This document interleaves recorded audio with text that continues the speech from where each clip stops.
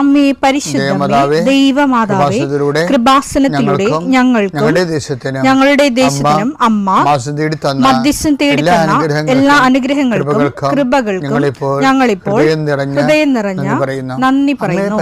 അമ്മേ പരിശുദ്ധമേ, ദൈവമാതാവേ, 2004 ഡിസംബർ 7 ഉച്ചകഴിഞ്ഞ് 2:30 കൃപാസനത്തിൽ സംഭവിച്ച അമ്മയുടെ പ്രത്യക്ഷപ്പെടലിനെ കുറിച്ച് തിരുസഭയ്ക്ക് സമർപ്പിച്ചിരിക്കുന്ന പഠനരേഖകളുടെ മേൽ സഭാത്മകമായ പഠനം ആരംഭിക്കുവാൻ ഞങ്ങൾ പ്രാർത്ഥിക്കുന്നു.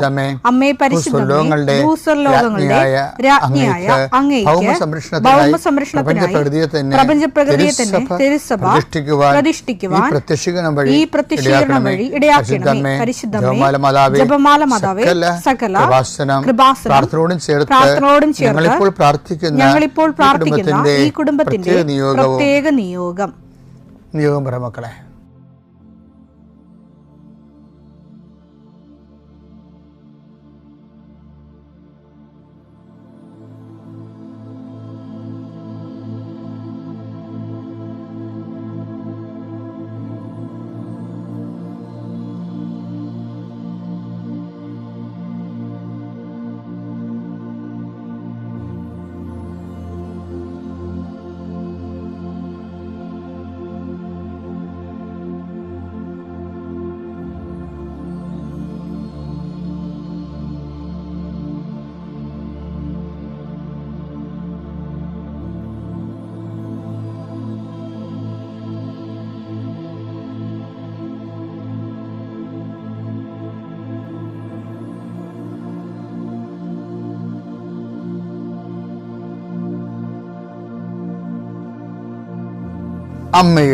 അമ്മയുടെ പ്രത്യക്ഷീകരണത്തിന്റെ ഈ അനുഗ്രഹവേളയിൽ ഞങ്ങൾക്ക് സാധിച്ചു തരുവാൻ കനിയണമേ.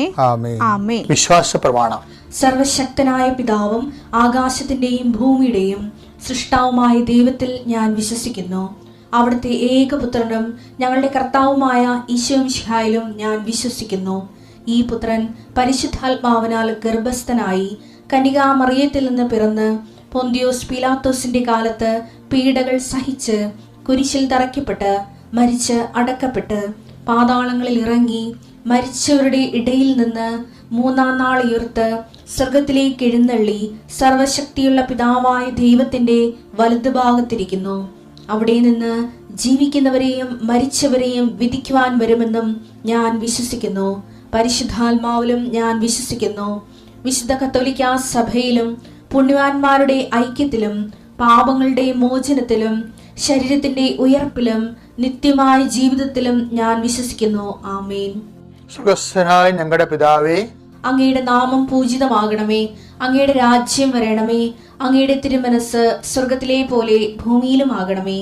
അന്നു വേണ്ടുന്ന ആഹാരം ഇന്ന് ഞങ്ങൾക്ക് തരണമേ. ഞങ്ങളോട് തെറ്റ് ചെയ്യുന്നവരോട് ഞങ്ങൾ ക്ഷമിക്കുന്നത് പോലെ ഞങ്ങളുടെ തെറ്റുകൾ ഞങ്ങളോടും ക്ഷമിക്കണമേ. ഞങ്ങളെ പ്രലോഭനത്തിൽ ഉൾപ്പെടുത്തരുതേ, തിന്മയിൽ ഞങ്ങൾ രക്ഷിക്കണമേ. ആമേൻ. നന്മ നിറഞ്ഞ മറിയമേ, സ്വസ്തി. കർത്താവ് അങ്ങയുടെ കൂടെ സ്ത്രീകളിൽ അങ്ങ് അനുഗ്രഹിക്കപ്പെട്ടവളാകുന്നു. അങ്ങയുടെ ഉദരത്തിൻ ഫലമായി ഈശോ അനുഗ്രഹിക്കപ്പെട്ടവനാകുന്നു. പരിശുദ്ധ മറിയമേ, തമ്പുരാന്റെ അമ്മേ, പാപികളായ ഞങ്ങൾക്ക് വേണ്ടി ഇപ്പോഴും ഞങ്ങളുടെ മരണസമയത്തും തമ്പുരാനോട് അപേക്ഷിക്കണമേ. ആമേൻ. കർത്താവേ, നിന്റെ ഉന്നതമായ നാമത്തിന് സ്വസ്ഥം ചെയ്യുന്നു. കർത്താവേ, നിന്റെ വിശുദ്ധ പൗരോഹിത്യത്തെ മഹത്വപ്പെടുത്തണമേ. കർത്താവേ, സഭയിലുള്ള സാന്നിധ്യം പ്രകടമാക്കണമേ. 40 വർഷം ഞാൻ അർപ്പിച്ച കൃപാന്റെ യുഗതിയാണ്. കൃപാസനത്താരെ ജീവനോടെ പ്രത്യക്ഷപ്പെട്ട മാതാവിന്റെ മധ്യസ്ഥത്താൽ പിതാവിൻ്റെയും പുത്രൻ്റെയും പരിശുദ്ധാത്മാവിൻ്റെ നാമത്തിൽ ഞാൻ നിങ്ങളെ ആശീർവദിക്കുന്നു. കർത്താവേ, അങ്ങയുടെ മക്കളെ ഇന്ന് സഞ്ചരിക്കുന്ന ഓരോ വഴികളെയും നീ ആശീർവദിക്കണമേ. കർത്താവേ, അങ്ങയുടെ മക്കൾ ഇന്ന് കണ്ടുമുട്ടുന്ന ഓരോ വ്യക്തികളിലും കർത്താവിൻ്റെ ശക്തി നിറയട്ടെ. കർത്താവേ, അങ്ങയുടെ മക്കൾ ഇന്ന് യാത്ര തിരിക്കുന്ന ലക്ഷ്യം വെക്കുന്ന ഓരോ ലക്ഷ്യങ്ങളും കർത്താവിൻ്റെ നാമത്തിൽ സാധിക്കുകയും അനുഗ്രഹം പ്രാപിക്കുകയും ചെയ്യട്ടെ. ഇന്നത്തെ ദിവസം സമർപ്പിച്ച് പ്രാർത്ഥിക്കുക. കണ്ടുമുട്ടാൻ പോകുന്ന വ്യക്തികളെ മനസ്സിൽ കാണുക. ചെയ്യാൻ പോകുന്ന കാര്യങ്ങളെ മനസ്സിൽ കാണുക. ആരെങ്കിലും ആരുടെയെങ്കിലും തരത്തിലുള്ള നീരസമോ സങ്കടമോ അല്ലെങ്കിൽ ആരെങ്കിലും ഒരു ഭയമോ എന്തെങ്കിലും വിഷയങ്ങളുണ്ടെങ്കിൽ ആ മേഖലകളിലെല്ലാം പരിശുദ്ധമ്മ തൻ്റെ നീല മേലങ്കിയാൽ അങ്ങയുടെ മക്കളെ പൊതിഞ്ഞ് പിടിക്കട്ടെ എന്ന് പ്രാർത്ഥിക്കുന്ന ഇന്നത്തെ എല്ലാ ഉത്തരവാദിത്തങ്ങളും നിറവേറ്റിക്കൊണ്ട് നിങ്ങൾ രാത്രി തിരിച്ചു വരുമ്പോഴേ സമാധാനം നിങ്ങളുടെ ഹൃദയത്തിൽ ഉണ്ടാകാൻ ഇടയാക്കട്ടെ എന്ന് പ്രാർത്ഥിക്കുന്നു. നിത്യം പിതാവും പുത്രനും പരിശുദ്ധാത്മാവിനെ. ഏറ്റവും പ്രിയപ്പെട്ട സഹോദരങ്ങളെ, വചനത്തിൻ്റെ ഓൺലൈൻ റീഡിങ്, ഓൺലൈൻ ട്രാൻസ്ലേഷൻ, വചനത്തിൻ്റെ ഓൺലൈനായിട്ടുള്ള വായനയും തർജ്ജിമയും പ്രാപിക്കുന്നതിന് വേണ്ടിയുള്ള ദൈവാനുഭവ മുന്നേറ്റങ്ങളാണ്. ഉടമ്പടിയിലെ വചന വായന കൊണ്ട് ഒരാൾ കരസ്ഥമാക്കേണ്ടത്. അരമണിക്കൂർ നമ്മൾ വചനം വായിക്കണ്ടേ? അവർക്ക് അച്ഛൻ പറഞ്ഞതൊക്കെ മനസ്സിലുണ്ടാവണം. അതിലൊന്ന്, നിൻ്റെ കർത്താവ് ദൈവം ഞാനാകുന്നു. അപ്പം അതിനൊരു പേർ വേർഡുണ്ടാകും. എപ്പോഴും ഒരു ഷാഡോ വേർഡുണ്ട്. ഞാൻ ഷാഡോ വേർഡെന്നാണ് പറയണത്. ഷാഡോ വേർഡെന്ന് പറഞ്ഞു കഴിഞ്ഞാൽ അത് വസ്തു നിഴലും പോലെ ആണെങ്കിലും നിഴൽ ചിലപ്പോൾ വസ്തുവായിട്ട് മാറും. അത് ഒരു കൺവേർഷൻ വായിക്കുമ്പോൾ ഒരു വസ്തുവിനെല്ലാം നിഴലുണ്ടാകുമല്ലോ. അവിടെ ഇതിനൊക്കെ നിഴലുണ്ട്. അപ്പം നിഴൽ കൺവേർട്ട് ചെയ്ത് വസ്തുവായിട്ട് മാറും. അപ്പോൾ വസ്തു വേറെ നിഴലായിട്ട് പോകത്തില്ല. അത് അതേപോലെ തന്നെ നിന്നിട്ടുണ്ട്. വേറെ അതിൻ്റെ അന്തർലീനമായിട്ട് പോകുന്ന ദൈവത്തിൻ്റെ മനസ്സ് വെളിപ്പെടുത്തും. ഇപ്പം എന്താ വചനം? പുറപ്പാട് 22 വായിച്ചു. അടിമത്തത്തിന്റെ ഭവനമായ ഈജിപ്തിൽ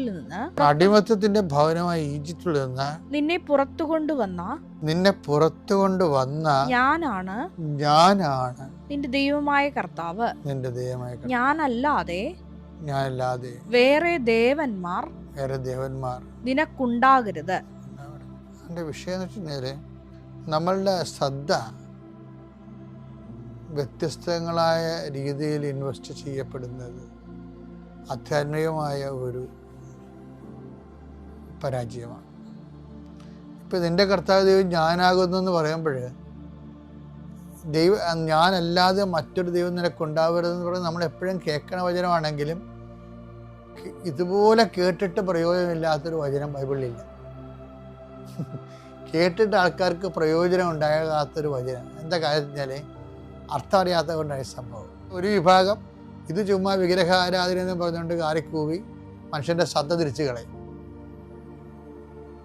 എന്താ കാര്യം വെച്ചാൽ ദൈവത്തിന് പ്രാധാന്യം കൊടുക്കുന്നതിന് പകരം വേറെ എന്തിന് പ്രാധാന്യം കൊടുത്താലും ആർക്ക് പ്രാധാന്യം കൊടുത്താലും അത് കൺവേർട്ട് ചെയ്ത് വേറൊരു ദൈവമായിട്ട് വരുമല്ലോ.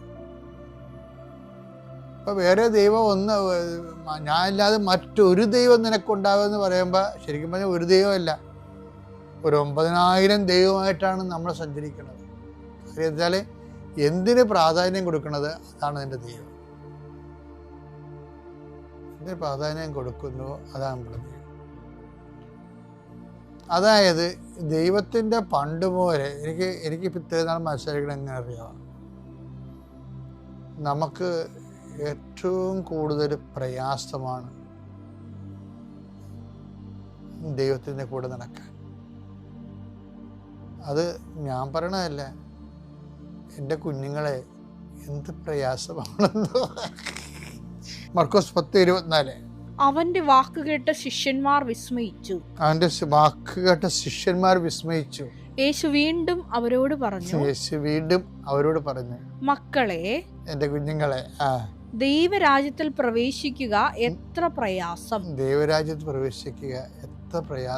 അതെന്താ പ്രശ്നം വെച്ചാല് ആളെ അറിയാതെ പറഞ്ഞു പോയതാണിത്.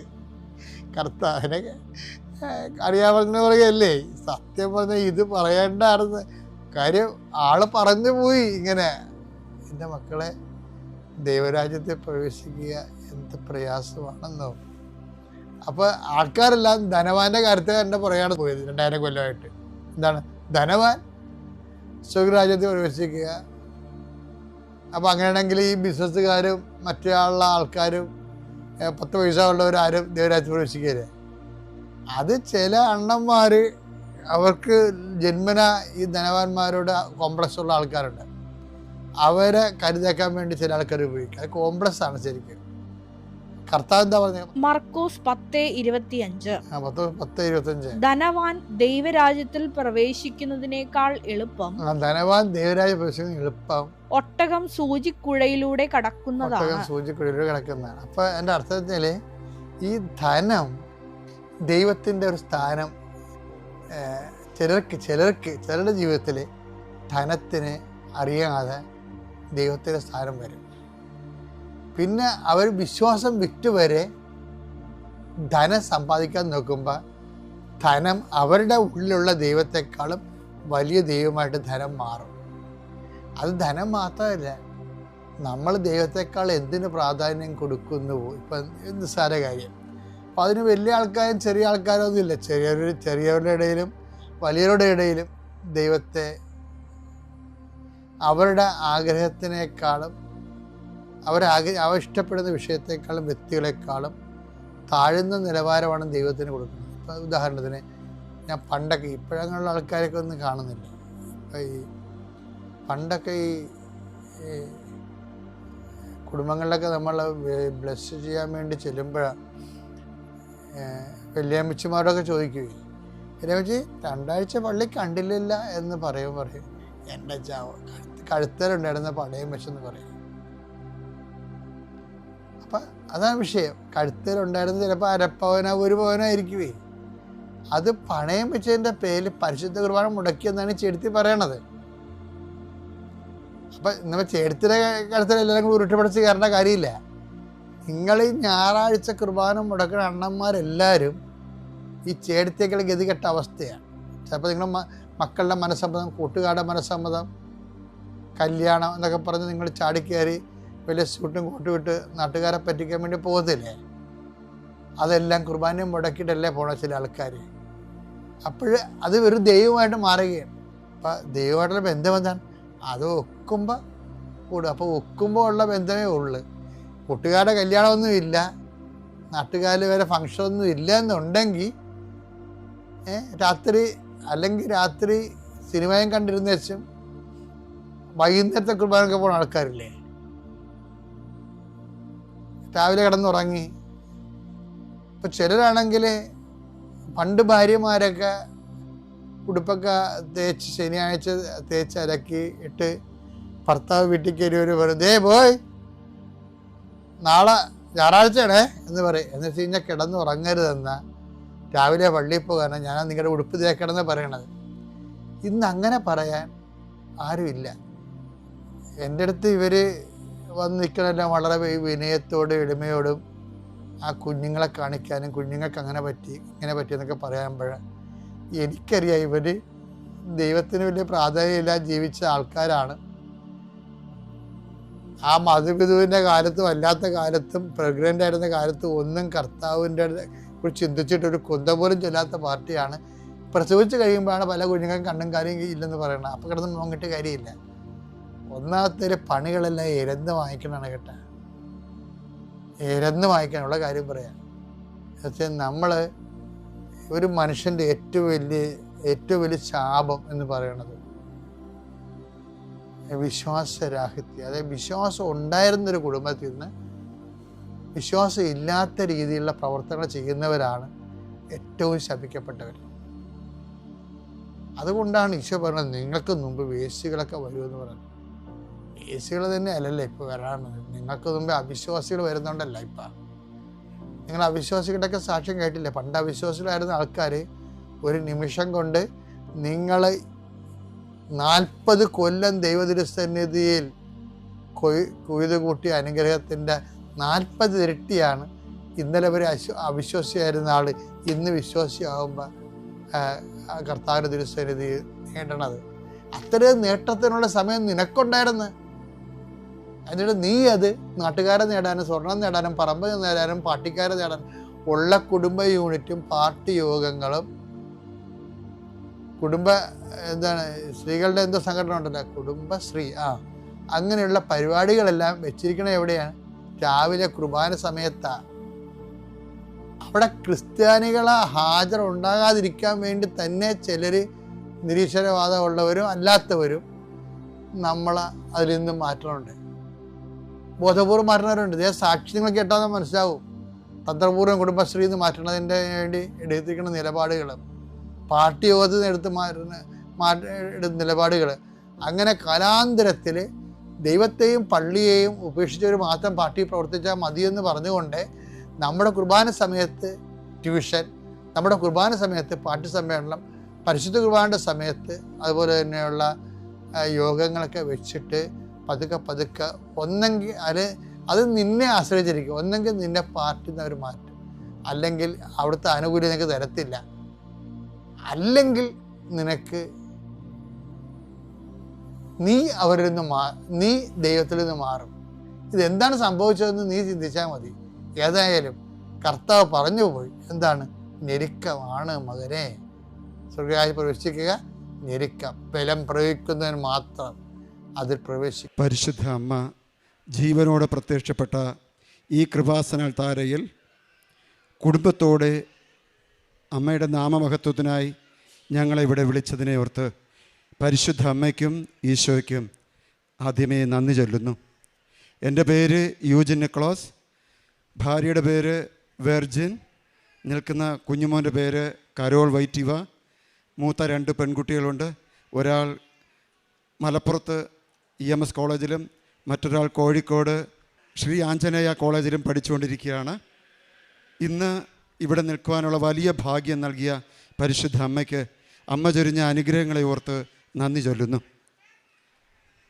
ഞാൻ 2023 ജനുവരി മാസം 20-ാം തീയതി ഉടമ്പടിയെടുത്തു. ഇതെൻ്റെ 2ാമത്തെ സാക്ഷ്യമാണ്. ഈ കൃപാസനം പരിചയപ്പെടുക എന്നുള്ളത് യൂട്യൂബിലൂടെ കൃപാസനത്തിൻ്റെ ഉടമ്പടി ശുശ്രൂഷകളൊക്കെ അച്ഛൻ്റെ ധ്യാനമൊക്കെ നേരത്തെ കേൾക്കുമായിരുന്നു. അങ്ങനെ കൃപാസനത്തിൽ വരണമെന്നുള്ള ആഗ്രഹമുണ്ടായി.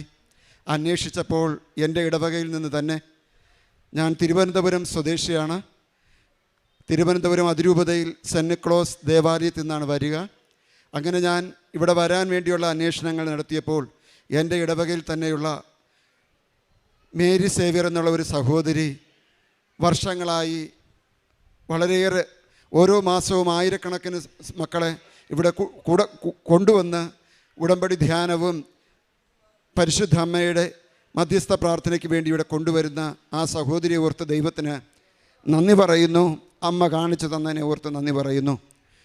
മുടങ്ങാതെ മാക്സിമം മാസങ്ങളിലൊക്കെ ഞാനിവിടെ എത്തും, വന്ന് നന്ദി ചൊല്ലി പ്രാർത്ഥിക്കും. ഉടമ്പടി പത്രവും അതുപോലുള്ള ഉടമ്പടി വസ്തുക്കളും വാങ്ങി പോവുകയും ചെയ്യും. ഇപ്പോൾ എനിക്ക് പറയാനുള്ള എൻ്റെ ആദ്യത്തെ സാക്ഷ്യം എന്ന് പറയുന്നത്, ഒരു 9 മാസങ്ങൾക്ക് മുമ്പ് കുടുംബ പ്രാർത്ഥന ചൊല്ലുന്ന വേളയിൽ ഭാര്യ എന്നോട് പറഞ്ഞിരുന്നു, എൻ്റെ തലയൊന്ന് നോക്ക്. ഞാൻ നോക്കിയപ്പോഴേക്കും ഒരു ചെറുനാരങ്ങയുടെ വലിപ്പത്തിൽ പകുതി മുറിച്ചാൽ കിട്ടുന്ന അതേ അളവിൽ ഒരു മുഴ ഉച്ചിയിൽ ഇരിപ്പുണ്ടായിരുന്നു.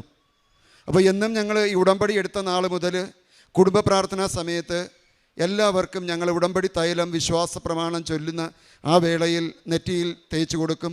ഒപ്പം ശരീരത്തിൽ എവിടെയെങ്കിലുമൊക്കെ എന്തെങ്കിലും അസ്വസ്ഥതകളുണ്ടെങ്കിൽ അവിടെയും ഇത് തേച്ച് ഉടമ്പടി തൈലം പൂശി ഞങ്ങൾ പ്രാർത്ഥിക്കാറുണ്ട്. അങ്ങനെ അന്ന് രാത്രി കുടുംബ പ്രാർത്ഥനാ സമയത്ത് എൻ്റെ ഭാര്യ പറഞ്ഞ ആ സമയത്ത് ഞാൻ പ്രത്യേകിച്ച് ഒരു അൾത്താര തന്നെ തയ്യാറാക്കി കൃപാസന അമ്മയുടെ രൂപം പ്രതിഷ്ഠിച്ചിട്ടുണ്ട്. അതുപോലെ ഫോട്ടോയും പ്രതിഷ്ഠിച്ചിട്ടുണ്ട്. അമ്മയുടെ മുഖത്ത് നോക്കി എന്ത് പ്രാർത്ഥിച്ചു എന്ന് എനിക്കറിയില്ല. ഒരു നിമിഷം ആ ജപമാലയുടെ സമയത്ത് അമ്മയെ നോക്കി ഉടമ്പടി തൈലം ആ തലയിലൊന്ന് കുരിശ് വരച്ചു കൊടുത്തു. പിറ്റേ ദിവസം ഇതേപോലെ ആള് സ്കൂളിൽ പഠിപ്പിക്കുന്ന അധ്യാപികയും കൂടിയാണ്. വൈകുന്നേരത്ത് പകലൊന്നും ചോദിക്കാൻ സാധിച്ചില്ല, ഉടമ്പടി തൈലം പൂശിക്കൊടുത്തു. 2-ാം ദിവസവും കുടുംബ പ്രാർത്ഥനാ സമയത്ത് തല കാണിക്ക് ഞാൻ ഉടമ്പടി തൈലം പൂശാമെന്ന് പറഞ്ഞുകൊണ്ട് തല ഇങ്ങനെ കുനിച്ച് തന്നതും അവിടെ ഒന്നും തന്നെ ഇല്ല എന്നുള്ളതാണ്. ഈ മുഴ കണ്ട ആ രാത്രി തന്നെ ഉള്ളിലൊരു ഭയമുണ്ടായി.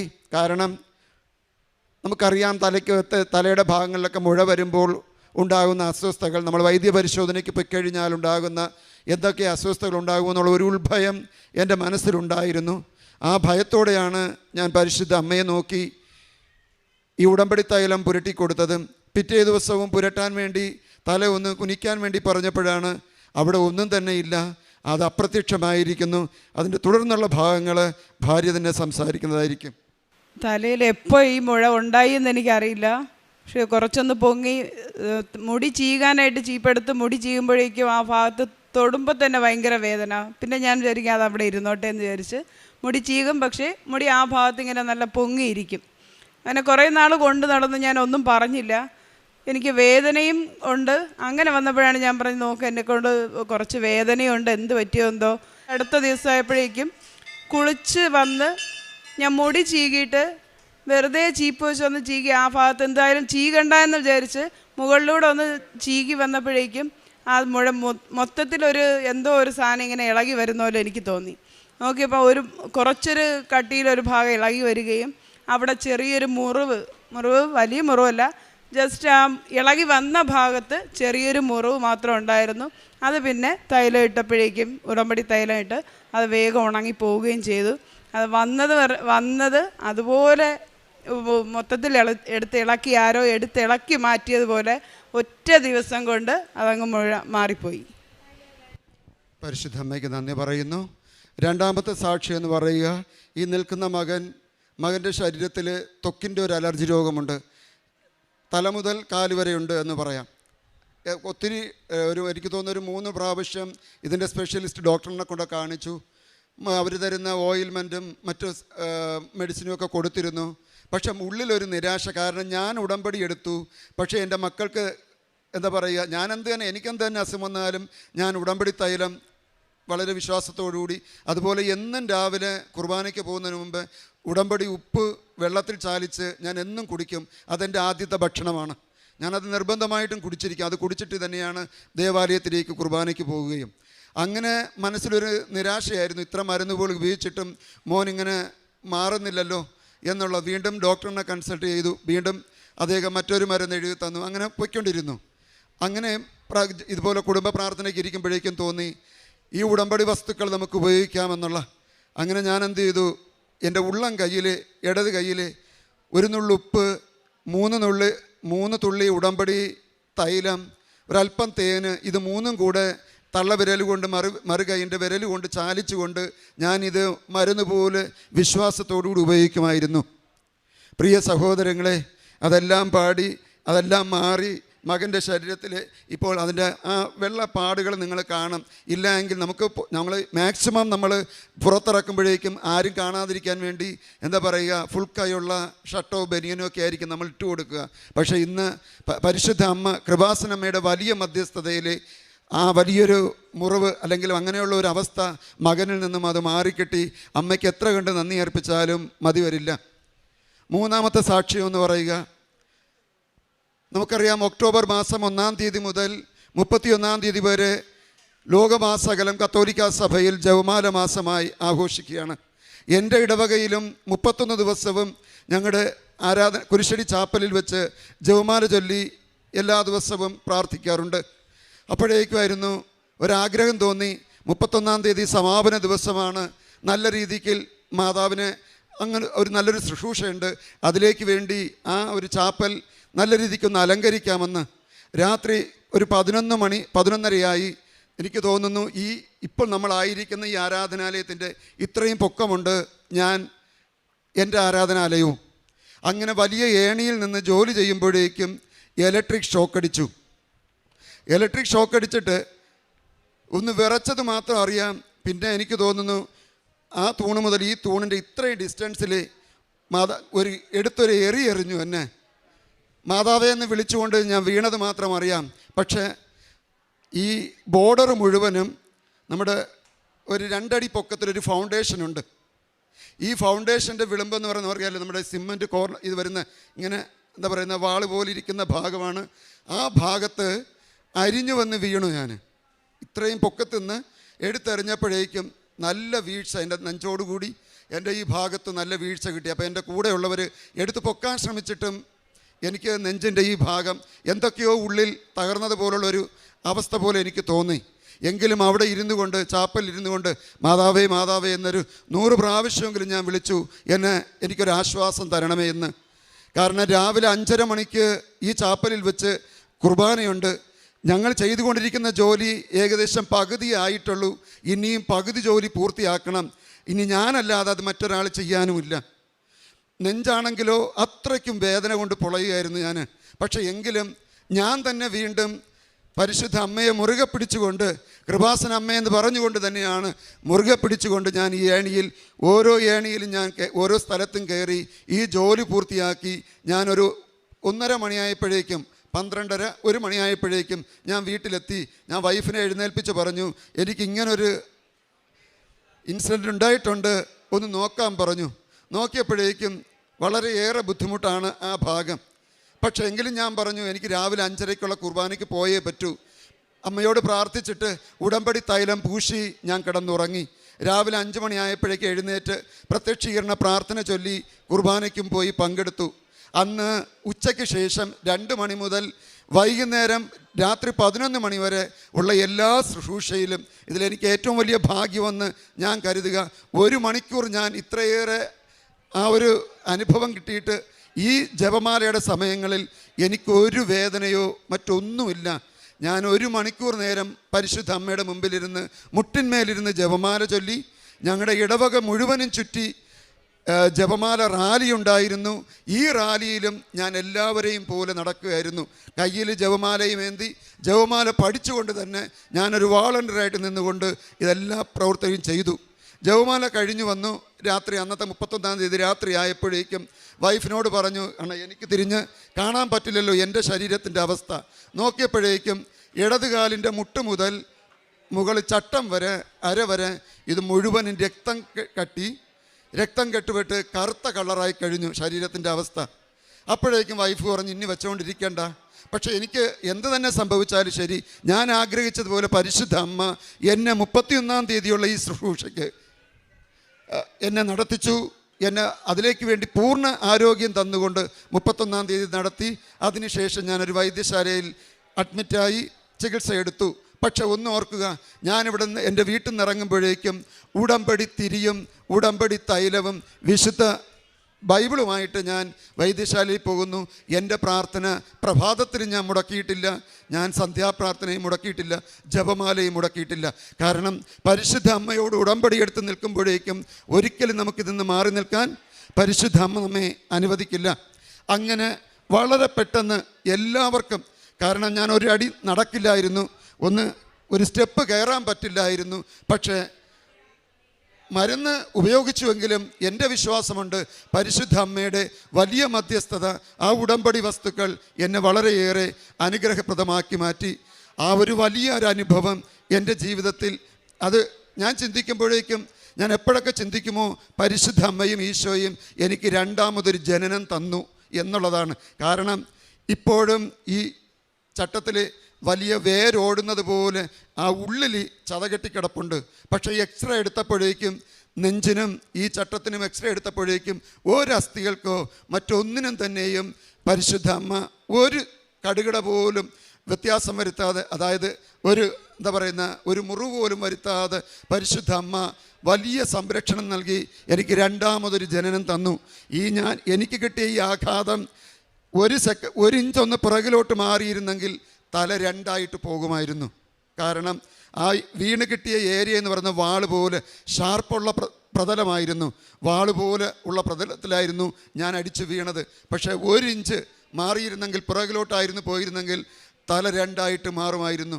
പരിശുദ്ധ അമ്മ ഈശോയും എനിക്ക് രണ്ടാമതൊരു ജനനം നൽകി, രണ്ടാമതെൻ്റെ ജീവൻ എനിക്ക് നൽകി. ഇന്നീ അൾത്താരയിൽ സാക്ഷ്യം ചൊല്ലുവാൻ വേണ്ടി വലിയൊരു ഭാഗ്യം നൽകി അനുഗ്രഹിക്കുകയും ചെയ്തു. എൻ്റെ പ്രേക്ഷിത പ്രവർത്തനം എന്ന് പറയുക, ഞാൻ മാക്സിമം ഈ ഉടമ്പടി എടുത്തത് മുതൽ ഈ പരിചയപ്പെടുത്തിയ മേരി സേവ്യറിൻ്റെ വാഹനത്തിൽ തന്നെ ഞാൻ മാക്സിമം എല്ലാ മാസവും വരും. 2-3 കെട്ട് പത്രം വാങ്ങിക്കും. ഗവൺമെൻറ് ജില്ലാ ആശുപത്രികളിലും അതുപോലെ മറ്റുള്ള ഓട്ടോ സ്റ്റാൻഡിലും ബസ് സ്റ്റാൻഡിലും ഒക്കെ കൊണ്ടുപോയി, റെയിൽവേ സ്റ്റേഷനിലും യാത്ര ചെയ്യുമ്പോഴൊക്കെ കൊണ്ടുപോയി എല്ലാവർക്കും കൊടുക്കും. പക്ഷേ ഞാൻ ഈ പത്രത്തിൻ്റെ ഞാൻ പോലും മനസ്സിലാക്കാത്ത ഒരു അനുഭവം എൻ്റെ ജീവിതത്തിലുണ്ടായിരുന്നു. ഒരു 3 മാസങ്ങൾക്ക് മുമ്പ് ഈ പത്രത്തിൻ്റെ വില എന്താണെന്നുള്ളത് അന്നാണ് ഞാൻ മനസ്സിലാക്കിയത്. നിങ്ങൾക്കറിയാം, നെയ്യാറ്റിൻകര ജനറൽ ആശുപത്രിയുടെ ബസ് സ്റ്റോപ്പിൽ നിന്നുകൊണ്ട് ഞാനിങ്ങനെ പത്രം കൊടുക്കുമ്പോഴേക്കും ഒരു സഹോദരൻ എനിക്ക് അവിടെ ഞാൻ ഇങ്ങനെ പറഞ്ഞിരുന്നു, ഞാൻ കൃപാസന പത്രമാണ് തരിക. അദ്ദേഹം എന്നെ വിളിച്ച് എൻ്റെ തോളിൽ തട്ടിയിട്ട് പറഞ്ഞു, ഞാൻ 2 വർഷം കൊണ്ട് കാത്തിരിക്കുകയാണ് ഈ പത്രത്തിന് വേണ്ടി. അദ്ദേഹം വിദേശത്ത് ബഹ്റിനിൽ ജോലി ചെയ്യുന്ന ഒരു വ്യക്തിയായിരുന്നു, അവധിക്ക് നാട്ടിൽ വന്നതായിരുന്നു. ഈ ഒരു പത്രത്തിന് വേണ്ടി 2 വർഷം ഞാൻ കാത്തിരിക്കുകയായിരുന്നു എന്ന് പറഞ്ഞുകൊണ്ട് ഞാനൊരു പത്രം എടുത്ത് നീട്ടി. അദ്ദേഹം എൻ്റെ അടുത്ത് പറഞ്ഞു, എനിക്ക് ഒരു പത്രം കൂടെ തരാമോ എന്ന്. അങ്ങനെ അദ്ദേഹം വീണ്ടും ഒരു പത്രം മേടിച്ചു. പക്ഷേ പത്രം കിട്ടിയതിൻ്റെ സന്തോഷത്തിൽ അദ്ദേഹം അവിടെ നിന്നുകൊണ്ട് എന്തുമാത്രം സമയം കരഞ്ഞു എന്നുള്ളതാണ്. അദ്ദേഹത്തിന് ഈ പത്രത്തിന് വേണ്ടി ഞാൻ ആവർത്തിച്ച് പറയുന്നു, നമുക്കൊക്കെ പത്രം കിട്ടുമ്പോഴേക്കും നമ്മളതിൻ്റെ വില മനസ്സിലാക്കാറില്ല. അച്ഛൻ എപ്പോഴും പറയാറുണ്ട്, ഈ പത്രം നമ്മൾ സുവിശേഷവൽക്കരണമാണ്. പരിശുദ്ധ അമ്മയെ, കൃപാസന ശുശ്രൂഷയെ ലോകത്തിന് വെളിപ്പെടുത്തി കൊടുക്കുന്ന, ലോകത്തിന് സന്ദേശമായി നൽകുന്ന വലിയൊരു അനുഭവമായി എനിക്കത് മാറി. അങ്ങനെ ഈ പത്രം മുടങ്ങാതെ വാങ്ങി ഞാൻ എല്ലാവർക്കും കൊടുക്കുന്നുണ്ട്. കൂടാതെ കാരുണ്യ പ്രവൃത്തികളായിട്ട് അഗതി മന്ദിരത്തിന് എനിക്ക് ജോലിയില്ല. ഞാനൊരു 8 വർഷം കൊണ്ട് നേരത്തെ വിദേശത്തായിരുന്നു. അപ്പോൾ വൈഫിൻ്റെ ഒറ്റ വരുമാനം കൊണ്ട് ജീവിതം മുന്നോട്ട് പോകുന്നുണ്ട്. കുടുംബം, മക്കളെ പഠിപ്പിച്ചു, അങ്ങനെയൊക്കെ പോകുന്നു. എങ്കിലും സന്തോഷമായിട്ട് പോകുന്നുണ്ട്. അതിൻ്റെ ഒരു അംശം മാറ്റി വെച്ചുകൊണ്ട് അഗതി മന്ദിരങ്ങൾക്കും അതുപോലെ മറ്റുള്ള രോഗികൾക്കുമൊക്കെ ഇങ്ങനെ വീട്ടിൽ വരുന്നവർക്കും അല്ലാതെ കാണുന്നവർക്കും നമ്മൾ കൊടുക്കുന്നുണ്ട്. സന്തോഷമായി മുന്നോട്ട് പോകുന്നു. പിന്നെ ആത്മീയ ജീവിതത്തിൽ കുമ്പസാരിക്കുന്നു 2 ആഴ്ച കൂടുമ്പോഴും, അഥവാ എവിടെയെങ്കിലും യാത്രയോ അങ്ങനെ എന്തെങ്കിലും മാറി വരുമ്പോഴേക്കും, അഥവാ വികാരിയച്ഛനില്ല എങ്കിലോ ഒരു 3 ആഴ്ചയിൽ ആ ഉള്ളിനകത്ത് ആ ഡേറ്റിനുള്ളിൽ വെച്ച് കുമ്പസാരിക്കുകയും മുടങ്ങാതെ പരിശുദ്ധ കുർബാന. ഈ ആശുപത്രിയിൽ അഡ്മിറ്റായിരുന്ന ആ പീരീഡിൽ മാത്രം എനിക്ക് കുർബാനയ്ക്ക് പോകാൻ സാധിച്ചില്ല. അല്ലാത്ത സമയങ്ങളിലെല്ലാം ഞാൻ കുർബാനയ്ക്ക് പങ്കെടുക്കും. വിശുദ്ധിയോടുകൂടി ജീവിക്കുക. കാരണം ഈ ഉടമ്പടി ജീവിതമാണ് ഏറ്റവും കൂടുതൽ വിശുദ്ധിയോടുകൂടി ജീവിക്കുവാൻ നമ്മെ പഠിപ്പിക്കുന്നത്. അപ്രകാരം ചെയ്യാൻ വീണ്ടും ആഗ്രഹിക്കുന്നു. അതുകൂടാതെ മറ്റുള്ളവരോട് പരിശുദ്ധ അമ്മ വഴി എന്നിലും എൻ്റെ കുടുംബത്തിലും ലഭിച്ചിട്ടുള്ള എല്ലാ അനുഗ്രഹങ്ങൾക്കും, ചെറുതും വലുതുമായ എല്ലാ അനുഗ്രഹങ്ങൾക്കും എല്ലാവരെയും പറഞ്ഞുകൊണ്ട് അവരോടും കൊണ്ടുവരാറുണ്ട്. ഇടയ്ക്ക് ഞാൻ ചികിത്സ നേടിയ ഹോസ്പിറ്റലിലെ ഒരു സംഭവം കൂടി പറയാം. അവിടുത്തെ ഡോക്ടേഴ്സ് എന്ന് പറഞ്ഞ ഒരു ഭാര്യാഭർത്താക്കന്മാരാണ്. 2 പേരും പരസ്പരം അടുപ്പത്തിലല്ല, മാനസികമായിട്ട് അകലത്തിലാണ്. പക്ഷേ ഞാൻ പരിശോധിക്കാൻ പോയ വേളയിൽ കൃപാസന അമ്മയെക്കുറിച്ച് ഞാൻ വ്യക്തമായി പറഞ്ഞു.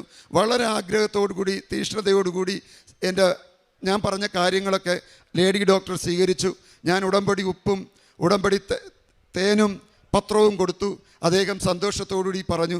വീണ്ടും ചെക്കപ്പിന് പോയപ്പോൾ എന്നോട് പറയായിരുന്നു, യൂജിൻ ഇപ്പം വളരെ ശാന്തതയുണ്ട്, എൻ്റെ ഡോക്ടർ എന്നോട് നല്ല രീതിക്കാണ് സഹകരിക്കുന്നതെന്നുള്ള ആ വലിയൊരു സന്തോഷം എനിക്ക് ഈ അവസരത്തിൽ ഞാൻ പറയുന്നു. ഒപ്പം ഇന്ന് ഈ സാക്ഷ്യം ചൊല്ലുവാൻ വേണ്ടി നിൽക്കുമ്പോഴേക്കും ഞങ്ങളുടെ കുടുംബജീവിതത്തിൽ ഇന്ന് സന്തോഷത്തിൻ്റെ ദിവസമാണ്. പക്ഷേ ആ സന്തോഷം ഇന്ന് ഞങ്ങളുടെ ജീവിതത്തിൽ അപ്രതീക്ഷിതമായിട്ട് ഞങ്ങൾ കണക്ക് കൂട്ടിയതൊന്നുമല്ല ഈ ദിവസമെന്നുള്ളത്. ഇന്ന് ഞങ്ങളുടെ 23ാം വിവാഹ വാർഷികമാണ്. പരിശുദ്ധ അമ്മയുടെ മുമ്പിൽ, കൃപാസന അമ്മയുടെ മുമ്പിൽ ഇന്ന് ഈ അനുഭവ സാക്ഷ്യം, കാരണം ഒത്തിരി നാളുകൊണ്ട് ഞാൻ ആഗ്രഹിച്ചതാണ് ഈ സാക്ഷ്യം ചൊല്ലുവാൻ വേണ്ടി. പക്ഷേ വൈഫിൻ്റെ ജോലിപരമായ അങ്ങനെയുള്ള സാഹചര്യം കൊണ്ട് അത് മുടങ്ങിപ്പോയി. പക്ഷേ വലിയൊരു നിമിത്തമായിട്ട് ഇന്ന് കുടുംബത്തോടൊപ്പം വന്ന് സാക്ഷ്യം ചൊല്ലുവാൻ പരിശുദ്ധ അമ്മ അനുവദിച്ചു. പരിശുദ്ധ അമ്മയും ഈശോയും ഞങ്ങളുടെ ജീവിതത്തിൽ ചൊരിഞ്ഞ എല്ലാ അനുഗ്രഹങ്ങൾക്കും നന്ദി അർപ്പിച്ചുകൊണ്ട് ഈ സാക്ഷ്യം അവസാനിപ്പിക്കുന്നു. വീണ്ടും ഉടമ്പടി ജീവിതത്തിൽ ദൈവം ആയുസ് വരുന്ന കാലത്തോളം ഉടമ്പടി ജീവിതത്തിൽ മുന്നോട്ട് പോകുക എന്നുള്ള വലിയ ആഗ്രഹവും വലിയ സമർപ്പണവും പരിശുദ്ധ അമ്മയുടെ വിമല ഹൃദയത്തിൽ സമർപ്പിക്കുന്നു. നന്ദി. അങ്ങ് എനിക്ക് രക്ഷയുടെ പരിചയം നൽകി. അവിടുത്തെ വലതുകൈ എന്നെ താങ്ങി നിർത്തി. അവിടുത്തെ വാത്സല്യം എന്നെ വലിയവനാക്കി. സങ്കീർത്തനം 18:35 വചനമാണ്. ദൈവത്തിൻ്റെ സ്നേഹവും രക്ഷാപരമായ സംരക്ഷണവും ദൈവത്തിൻ്റെ വാത്സല്യവുമാണ് നാം ഈ വചനത്തിൽ നിന്ന് മനസ്സിലാക്കുന്നത്. അവിടുത്തെ വലതുകൈ നമ്മെ താങ്ങി നിർത്തുന്ന വലതുകൈയാണ്. പരിശുദ്ധ അമ്മയാണ് നമ്മുടെ കൂടെ ഉള്ളത്. നമ്മുടെ ജീവിതയാത്രയിൽ നമ്മുടെ കരം പിടിച്ച് മുന്നോട്ട് നയിക്കുന്നത്. ആ സാക്ഷ്യത്തിൻ്റെ ഒരു വലിയ ഉടമ്പടി സാക്ഷ്യമാണ് യൂജിൻ നിക്കോളസ് എന്ന മകൻ നമ്മളോട് ഷെയർ ചെയ്തത്. ഈ മകൻ പറഞ്ഞ രോഗസൗഖ്യം, തലയിലെ ഒരു മുഴ കുറേ നാളുണ്ടായിരുന്നു. ഉടമ്പടി തൈലം തേച്ചപ്പോൾ പ്രാർത്ഥിച്ചപ്പോഴാണ് ഈശോയും പരിശുദ്ധ അമ്മയും ഈ മകൾക്കൊരു പെട്ടെന്നുള്ള സമയച്ചുരുക്കത്തിൻ്റെ അമ്മയാണ്. ആ അമ്മയോടാണ് പ്രാർത്ഥിച്ച് ഈ തൈലം തേച്ചത്. പെട്ടെന്ന് ഒരു ദിവസത്തിനകം ഈ മകൾക്ക് ആ രോഗത്തിൽ നിന്ന് സൗഖ്യം ലഭിക്കുകയാണ്. പിന്നെ ഉണ്ടായിരുന്ന ഇളയ മകൻ്റെ അലർജിയാണ്, 3 വർഷത്തോളം നീണ്ടു നിന്ന അലർജി. വീണ്ടും ഇവർ പ്രാർത്ഥനയോടെ ഉടമ്പടി വസ്തുക്കളാണ് ഉപയോഗിച്ചത്. ആ ഉപയോഗത്തിലൂടെയാണ് ഈ അലർജിയിൽ നിന്നും ഈ രോഗസൗഖ്യം ലഭിച്ചത്. പിന്നെ ഉണ്ടായിരുന്ന മാതാവിൻ്റെ സംരക്ഷണമാണ്. ഈശോയും അമ്മയും താങ്ങി നിർത്തുന്ന പോലെയാണ്. ഒരു വലിയ ഹൈറ്റുള്ള സ്ഥലത്തു നിന്നും ഒരു വ്യക്തി വീഴുമ്പോൾ പിന്നീട് അന്ന് ഒക്ടോബർ 31 എല്ലാ പ്രാർത്ഥനകളിലും ചേരാനും എല്ലാം ജപമാലയിൽ പങ്കുചേരാനും പ്രാർത്ഥിക്കാനും എല്ലാവിധ കോപ്പറേഷൻ എല്ലാ സഹകരണത്തോടു കൂടി അന്നത്തെ ജോലി തീർക്കുവാനും ഈ മകന് സാധിച്ചു. നമ്മൾ എത്ര ബുദ്ധിമുട്ടിയാലും, എത്ര സങ്കടത്തിൽ കൂടെ കടന്നു പോയാലും, എത്ര കഷ്ടതയിൽ കൂടി പോയാലും ഈശോയുടെയും അമ്മയുടെയും വലത് കരം നമ്മുടെ കൂടെയുണ്ട്. ആ വലത് കരങ്ങളാണ് നമ്മളെ ഓരോ സന്ദർഭത്തിലും സാഹചര്യത്തിലും നമ്മളെ താങ്ങി നിർത്തുന്നത്. അമ്മയുടെ വാത്സല്യമാണ്. നമ്മൾ ഓരോ പ്രാവശ്യം ഓരോ ബുദ്ധിമുട്ടുകളിലും അമ്മയുടെ അടുത്ത് വന്ന് കരയുമ്പോൾ, നമ്മുടെ കണ്ണുനീർ കാണുമ്പോൾ ഈ അമ്മയാണ് വാത്സല്യത്തോടെ നമ്മുടെ ദുഃഖങ്ങളും സങ്കടങ്ങളും എല്ലാം തൻ്റെ പുത്രൻ്റെ അടുത്തേക്ക് കൊണ്ടുപോകുന്നത്. അതുകൊണ്ട് ഈ ആലയത്തിൽ വരുന്ന നമ്മൾ ഓരോരുത്തരും ഓർക്കുക, ഈ ആലയത്തിൽ ജീവനോടെ പ്രത്യക്ഷപ്പെട്ട ഒരമ്മയാണ് നമുക്കുള്ളത്. ആ അമ്മയോട് നമ്മുടെ ഹൃദയം തുറന്ന് നമ്മുടെ എല്ലാ സങ്കടങ്ങളും ദുഃഖങ്ങളും ആ അമ്മയുടെ കരങ്ങളിൽ സമർപ്പിക്കാം. ഈ അമ്മ നമുക്ക് വിശ്വസിക്കാവുന്ന, നമ്മളെ വാത്സല്യത്തോടെ സ്നേഹിക്കുന്ന ഒരമ്മയാണ്. ആ അമ്മയുടെ കരങ്ങളിലേക്ക് നമ്മുടെ കഷ്ടങ്ങളും ദുഃഖങ്ങളും നമുക്ക് സമർപ്പിക്കാം. അമ്മ നമ്മുടെ കൂടെയുണ്ട്. അമ്മയാണ് നമ്മളെ താങ്ങുന്നത്. അമ്മയും ഈശോയും നമ്മുടെ കൂടെയുള്ളപ്പോൾ നമുക്കൊന്നും ഭയപ്പെടേണ്ട ആവശ്യമില്ല. ദൈവത്തിൻ്റെ കൃപയ്ക്കും അനുഗ്രഹങ്ങൾക്കും നമുക്ക് നന്ദി പറഞ്ഞുകൊണ്ട് നമ്മുടെ ജീവിതം മുന്നോട്ട് നയിക്കാം. യൂജിൻ നിക്കോളസിനും കുടുംബത്തിനും ലഭിച്ച എല്ലാ അനുഗ്രഹങ്ങൾക്കും നമുക്ക് കരങ്ങളടിച്ച് ദൈവത്തെ മഹത്വപ്പെടുത്താം. യേശുവേ നന്ദി, യേശുവേ സ്തുതി. മാതാവ് ജീവനോടെ പ്രത്യക്ഷപ്പെട്ട ഈ അൾത്താരയിൽ ഇവിടെ നിന്ന് സാക്ഷ്യം പറയാൻ അനുഗ്രഹിച്ച പരിശുദ്ധ ദൈവമാതാവിനും തിരുക്കുമാരനും 1000 നന്ദി പറയുന്നു. എൻ്റെ പേര് സജി, ഇത് ഭാര്യ ബിന്ദു, ആൽബിൻ, ആൻസൻ. ഞങ്ങൾക്ക് കിട്ടിയത് അനുഗ്രഹങ്ങളെക്കുറിച്ചാണ്. പരിശുദ്ധ അമ്മയുടെ കൃപാവരം വഴി മാധ്യസ്ഥം വഴി ഞങ്ങൾക്ക് ലഭിച്ച അനുഗ്രഹങ്ങളെക്കുറിച്ചാണ് ഞങ്ങൾ നിങ്ങളോട് പങ്കുവയ്ക്കുന്നത്. ആദ്യമായിട്ട് എൻ്റെ ഒരു ആൻറ്റിയാണ് എനിക്ക് കൃപാസന പത്രം തരികയും ആൻറ്റി വഴിയായിട്ടാണ് കൃപാസനത്തെക്കുറിച്ച് ഞങ്ങൾ അറിയുകയും ചെയ്തത്. അങ്ങനെ ഞങ്ങൾ കൃപാസനത്തിലെത്തുന്നു. 2004 ഞങ്ങൾ ഉടമ്പടി എടുക്കുന്നത്. ഞങ്ങൾ ഉടമ്പടി എടുക്കുന്നത് പ്രധാനമായിട്ടും ഞങ്ങളുടെ 2 സ്ഥലം വിൽപ്പനയെക്കുറിച്ച് ഉള്ള തടസ്സങ്ങൾ മാറുക എന്നുള്ള കാര്യത്തെക്കുറിച്ചായിരുന്നു. ഒന്നാമത്തെ സ്ഥലം ഞങ്ങൾ പാലക്കാട് ഉള്ള ഒരു സ്ഥലമായിരുന്നു. അത് 5 വർഷമായിട്ട് ഞങ്ങൾ വിൽപ്പനയ്ക്ക് വേണ്ടി ഞങ്ങൾ ശ്രമിച്ചുകൊണ്ടിരുന്നു. അങ്ങനെ ഓരോരുത്തർ വരുന്നു പോകുന്നു.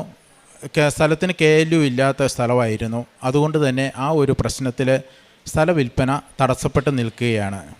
അപ്പോൾ KLUവിന് വേണ്ടി അപേക്ഷിച്ചു. പക്ഷേ ഫയലുകളുടെ നീക്കുപോക്ക് വളരെ സ്ലോയിലായിരുന്നു. അങ്ങനെ ഇരിക്കുമ്പോഴത്തേന് ഞങ്ങളിവിടെ വന്ന് ഉടമ്പടി എടുക്കുന്നു. അതിനുശേഷം ഒരു ഉദ്യോഗസ്ഥൻ, ഇതുമായി ബന്ധപ്പെട്ട ഒരു ഉദ്യോഗസ്ഥൻ പറയുകയാണ്, നിങ്ങൾ നേരിട്ട് കളക്ട്രേറ്റിൽ ചെല്ലുക, കളക്ടറെ കാണുക, ഇതിൻ്റെ ഡെപ്യൂട്ടി കളക്ടറെ കാണുക, കണ്ടു കഴിഞ്ഞാൽ ഇതിനൊരു തീരുമാനം ഉണ്ടാകും എന്നുള്ള ഒരറിവ് കിട്ടുന്നു. അതും പ്രകാരം ഞാൻ കളക്ട്രേറ്റിൽ ചെല്ലുന്നു. അദ്ദേഹത്തിൻ്റെ ഓഫീസിൻ്റെ അവിടെ മുന്നിൽ വെയിറ്റ് ചെയ്യുകയാണ് അദ്ദേഹത്തിൻ്റെ അപ്പോയിൻമെൻറ്റിന് വേണ്ടി. ആ സമയത്ത് എൻ്റെ ഒരു ചേച്ചി ആ സമയത്ത് അതിൽ കടന്നു വരുന്നു. ചേച്ചി വന്നിട്ട് പറയുകയാണ്, കാര്യങ്ങൾ അന്വേഷിക്കുന്നു. അപ്പോൾ ഞാൻ പറഞ്ഞു, ഇതുപോലെ ഡെപ്യൂട്ടി കളക്ടറെ കാണാൻ വേണ്ടി ഇരിക്കുകയാണെന്ന് പറഞ്ഞു. അതിനെന്താ നമുക്ക് കയറിയേക്കാമെന്ന് പറഞ്ഞു. പരിശുദ്ധ അമ്മയാണ് ഞാൻ വിശ്വസിക്കുന്നു ആ ചേച്ചിയെ അതിൽ കടത്തിവിട്ടതും അങ്ങനെ വന്നതും. ഞങ്ങൾ നേരെ കളക്ടറുടെ അടുത്തേക്ക് ഓഫീസിലേക്ക് കയറി ചെല്ലുന്നു. അവിടെ ഇരുന്നു. ഉടനെ നമ്മുടെ ഫയൽ എടുത്തു നോക്കി. ഉടനെ പറഞ്ഞു, ഇത് 2-3 വർഷമായതാണല്ലോ, അർഹതപ്പെട്ടതാണല്ലോ എത്രയും പെട്ടെന്ന് ഇത് കൊടുക്കേണ്ടതാണല്ലോ എന്ന് പറഞ്ഞ് ഉടൻ തന്നെ ആ സ്പോട്ടിൽ തന്നെ അത് സൈൻ ചെയ്യുന്നു. സൈൻ ചെയ്ത് ഓർഡർ തരുന്നു. നമുക്ക് ഓർഡർ കിട്ടി. 1 മാസത്തിനുള്ളിൽ തന്നെ സ്ഥലം ഡിസ്പോസ് ചെയ്ത് മുഴുവൻ ഇടപാടുകളും തീരുന്നു. ഞങ്ങൾ അപ്പം ഇവിടെ നിന്നുള്ള ഉപ്പ് ആ സ്ഥലത്ത് നമ്മൾ ആ കളക്ട്രേറ്റിൽ കയറിയപ്പോൾ തന്നെ ഉപ്പ് അവിടെ ഉപയോഗിച്ച് മാതാവിൻ്റെ മാധ്യസ്ഥം തേടി തന്നെയാണ് ഞങ്ങൾ കയറിയത്. പിന്നെ ആ ഓഫീസിൽ കയറുമ്പോഴും ഉപ്പ്, നേർച്ച വസ്തുവായ ഉപ്പ് ആ ഓഫീസിലിട്ടിരുന്നു. അമ്മേ മാതാവേ കൂടെ ഉണ്ടാകണമേ എന്നുള്ള പ്രാർത്ഥനയോടുകൂടിയാണ് ഞാൻ കയറിയത്. എന്തായാലും അമ്മ ഒപ്പം കൂടെ ഉണ്ടായിരുന്നു. ആ ഭാഗം വളരെ ഭംഗിയായിട്ട് 1 മണിക്കൂറിനുള്ളിൽ 3 വർഷത്തെ പ്രശ്നം 1 മണിക്കൂർ സമയം കൊണ്ട് അദ്ദേഹത്തിൻ്റെ ഓഫീസിലിരുന്ന 10 മിനിറ്റ് സമയം കൊണ്ട് ആ പ്രശ്നം തീർന്നു, പരിഹരിച്ച് നമുക്ക് കൈ കിട്ടി. രണ്ടാമത്തേതെന്ന് പറഞ്ഞാൽ ഞങ്ങൾക്ക് വേറെ ഒരു സ്ഥലവും കൂടെ വിൽപ്പനയ്ക്കുണ്ടായിരുന്നു. അത് വളരെ പ്രശ്നം പിടിച്ചൊരു കേസായിരുന്നു. കാരണം ആ സ്ഥലം എഴുതി തന്നത് എൻ്റെ വല്യപ്പച്ചനാണ് എഴുതി തന്നത്. അപ്പൻ്റെ പേർക്കാണ് എഴുതി കൊടുത്തത്.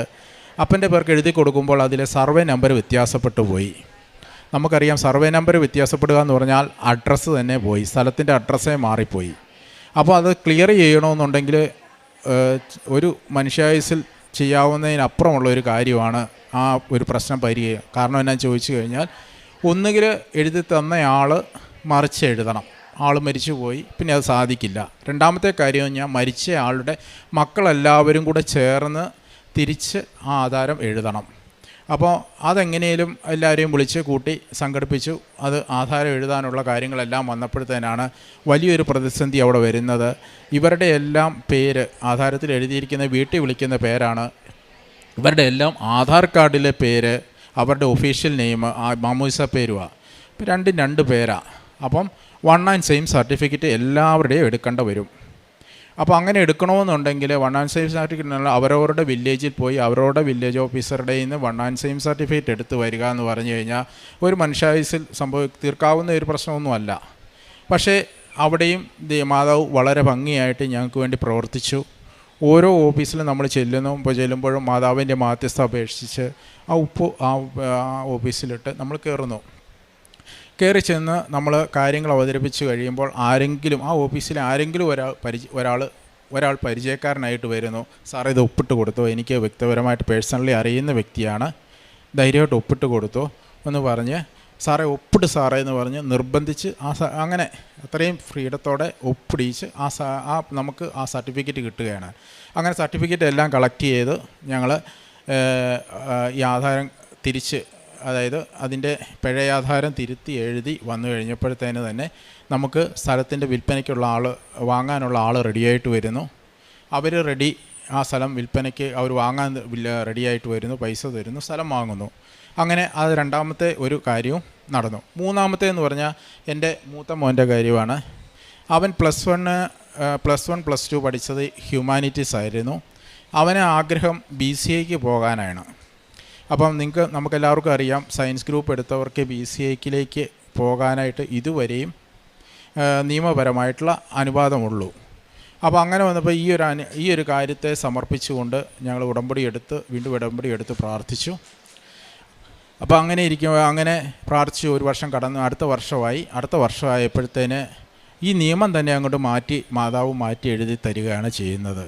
അതായത് എല്ലാ ഗ്രൂപ്പിലും, അതായത് +1 +2 ഏത് ഗ്രൂപ്പ് ഏത് സ്ട്രീമിൽ പോകുന്നവർക്കും BCAക്ക് പോകാം എന്നുള്ള നിയമം പുതിയതായിട്ട് വരുന്നു. KTU യൂണിവേഴ്സിറ്റിയിൽ ആ നിയമം നമ്മുടെ ഇവിടെ അവിടെ പാസ്സായി. ആ നിയമപ്രകാരം ഇപ്പോൾ അവന് BCA ഫസ്റ്റ് ഇയറിന് പഠിക്കുന്നു. ഇനി അതും കൂടാതെ ഈ വിവരം ഞങ്ങൾ അറിയുന്നില്ല, ഇങ്ങനെയൊരു നിയമമാറ്റം ഉണ്ടായ വിവരം. അപ്പം നമ്മൾ ഇങ്ങനെ ഒരു ദിവസം വെറുതെ നെറ്റിലിരുന്ന് തപ്പിക്കൊണ്ടിരുന്നപ്പോഴാണ് ഇങ്ങനെയൊരു ചേഞ്ച് ഉണ്ട് എന്നും, അടുത്തുള്ള നമ്മുടെ കോളേജുകളിലെല്ലാം KTUവിൻ്റെ അഫിലിയേഷനുള്ള കോളേജുകൾ ഏതൊക്കെയും തപ്പിക്കൊണ്ട് വന്നപ്പോൾ ഞങ്ങളുടെ തൊട്ടടുത്ത് തന്നെയുള്ള കോളേജിൽ ഒരേ ഒരു സീറ്റ്, ജസ്റ്റ് ഇവന് വേണ്ടി മാത്രം ഒരേ ഒരു സീറ്റ് മാതാവ് അവിടെ റിസർവ് ചെയ്ത് വെച്ചിരിക്കുന്നു. ഞങ്ങൾ വിളിക്കുന്നു, ഒരു സീറ്റുണ്ട്, നാളെ വന്ന് ജോയിൻ ചെയ്തോളൂ എന്ന് പറയുന്നു. അതും പ്രകാരം പിറ്റേ ദിവസം ഞങ്ങൾ ചെല്ലുന്നു, ഫീസ് അടയ്ക്കുന്നു, ജോയിൻ ചെയ്യുന്നു. ഒരു ദിവസത്തെ ക്ലാസ് പോലും നഷ്ടപ്പെടാത്ത രീതിയിൽ കൃത്യമായിട്ട് അവന് ഇപ്പം BCA സെക്കൻഡ് സെമ്മിലേക്ക് പോകുന്നു. ഇവിടെയും ഞങ്ങൾ നേർച്ച വസ്തുക്കൾ എവിടെയും നമ്മുടെ ആയുധം നേർച്ച വസ്തുവാണ്. മാതാവിൻ്റെ ഉപ്പാണ് നമ്മുടെ എല്ലാ ആയുധം. അപ്പം അവിടെ എല്ലാം ചെല്ലുമ്പോഴെല്ലാം ഈ നേർച്ച വസ്തുക്കൾ അവിടെ നിക്ഷേപിച്ച് അവിടെ അങ്ങനെയാണ് ആ ഓരോ കാര്യങ്ങൾക്ക് വേണ്ടിയും ഞങ്ങൾ മുന്നോട്ട് പോയിക്കൊണ്ടിരുന്നത്. അതിൻ്റേതായ ഫലമുണ്ടായി. മാതാവ് ഞങ്ങളുടെ കൂടെ നിന്ന് ഞങ്ങൾക്ക് വേണ്ടി ഇവന് വേണ്ടി ഒരൊറ്റ സീറ്റ് മാത്രമാക്കി അവിടെ റിസർവ് ചെയ്ത് വെക്കുകയും ആ സീറ്റിൽ ചേരാൻ സാധിക്കുകയും ചെയ്തു. ഇനി ഇളയ മകന് അവൻ 10ാം ക്ലാസ്സിലായിരുന്നു. അവൻ ഒരു ആവറേജ് സ്റ്റുഡൻ്റ് ആയിരുന്നു. അപ്പം അവന് പരീക്ഷയുടെ സമയമായി. അപ്പം ഞങ്ങളിവിടെ വന്ന് അച്ഛനെ കണ്ടു. അവൻ്റെ തലയ്ക്ക് പിടിച്ച് പ്രാർത്ഥിച്ചു. അച്ഛൻ അവനൊരു ആശീർവം ആശീർവദിച്ചു കൊടുത്തു. ആ പരീക്ഷയിൽ അവന് ഉന്നത വിജയം കരസ്ഥമാക്കിക്കൊണ്ട് 90% മാർക്കോടെ പാസ്സാകാനായിട്ട് അവന് സാധിച്ചു. ഇത്രയും അനുഗ്രഹങ്ങൾ തന്ന പരിശുദ്ധ ദൈവമാതാവിനും തിരുക്കുമാരനും 1000 നന്ദി അർപ്പിച്ചു കൊള്ളുന്നു. പിന്നെ ഞങ്ങളുടെ കാരുണ്യ പ്രവൃത്തികളെന്ന് പറഞ്ഞു കഴിഞ്ഞാൽ പ്രേക്ഷിത പ്രവൃത്തികൾ ആദ്യം പറയാം. ഞങ്ങൾ പത്രം ഉണ്ട്.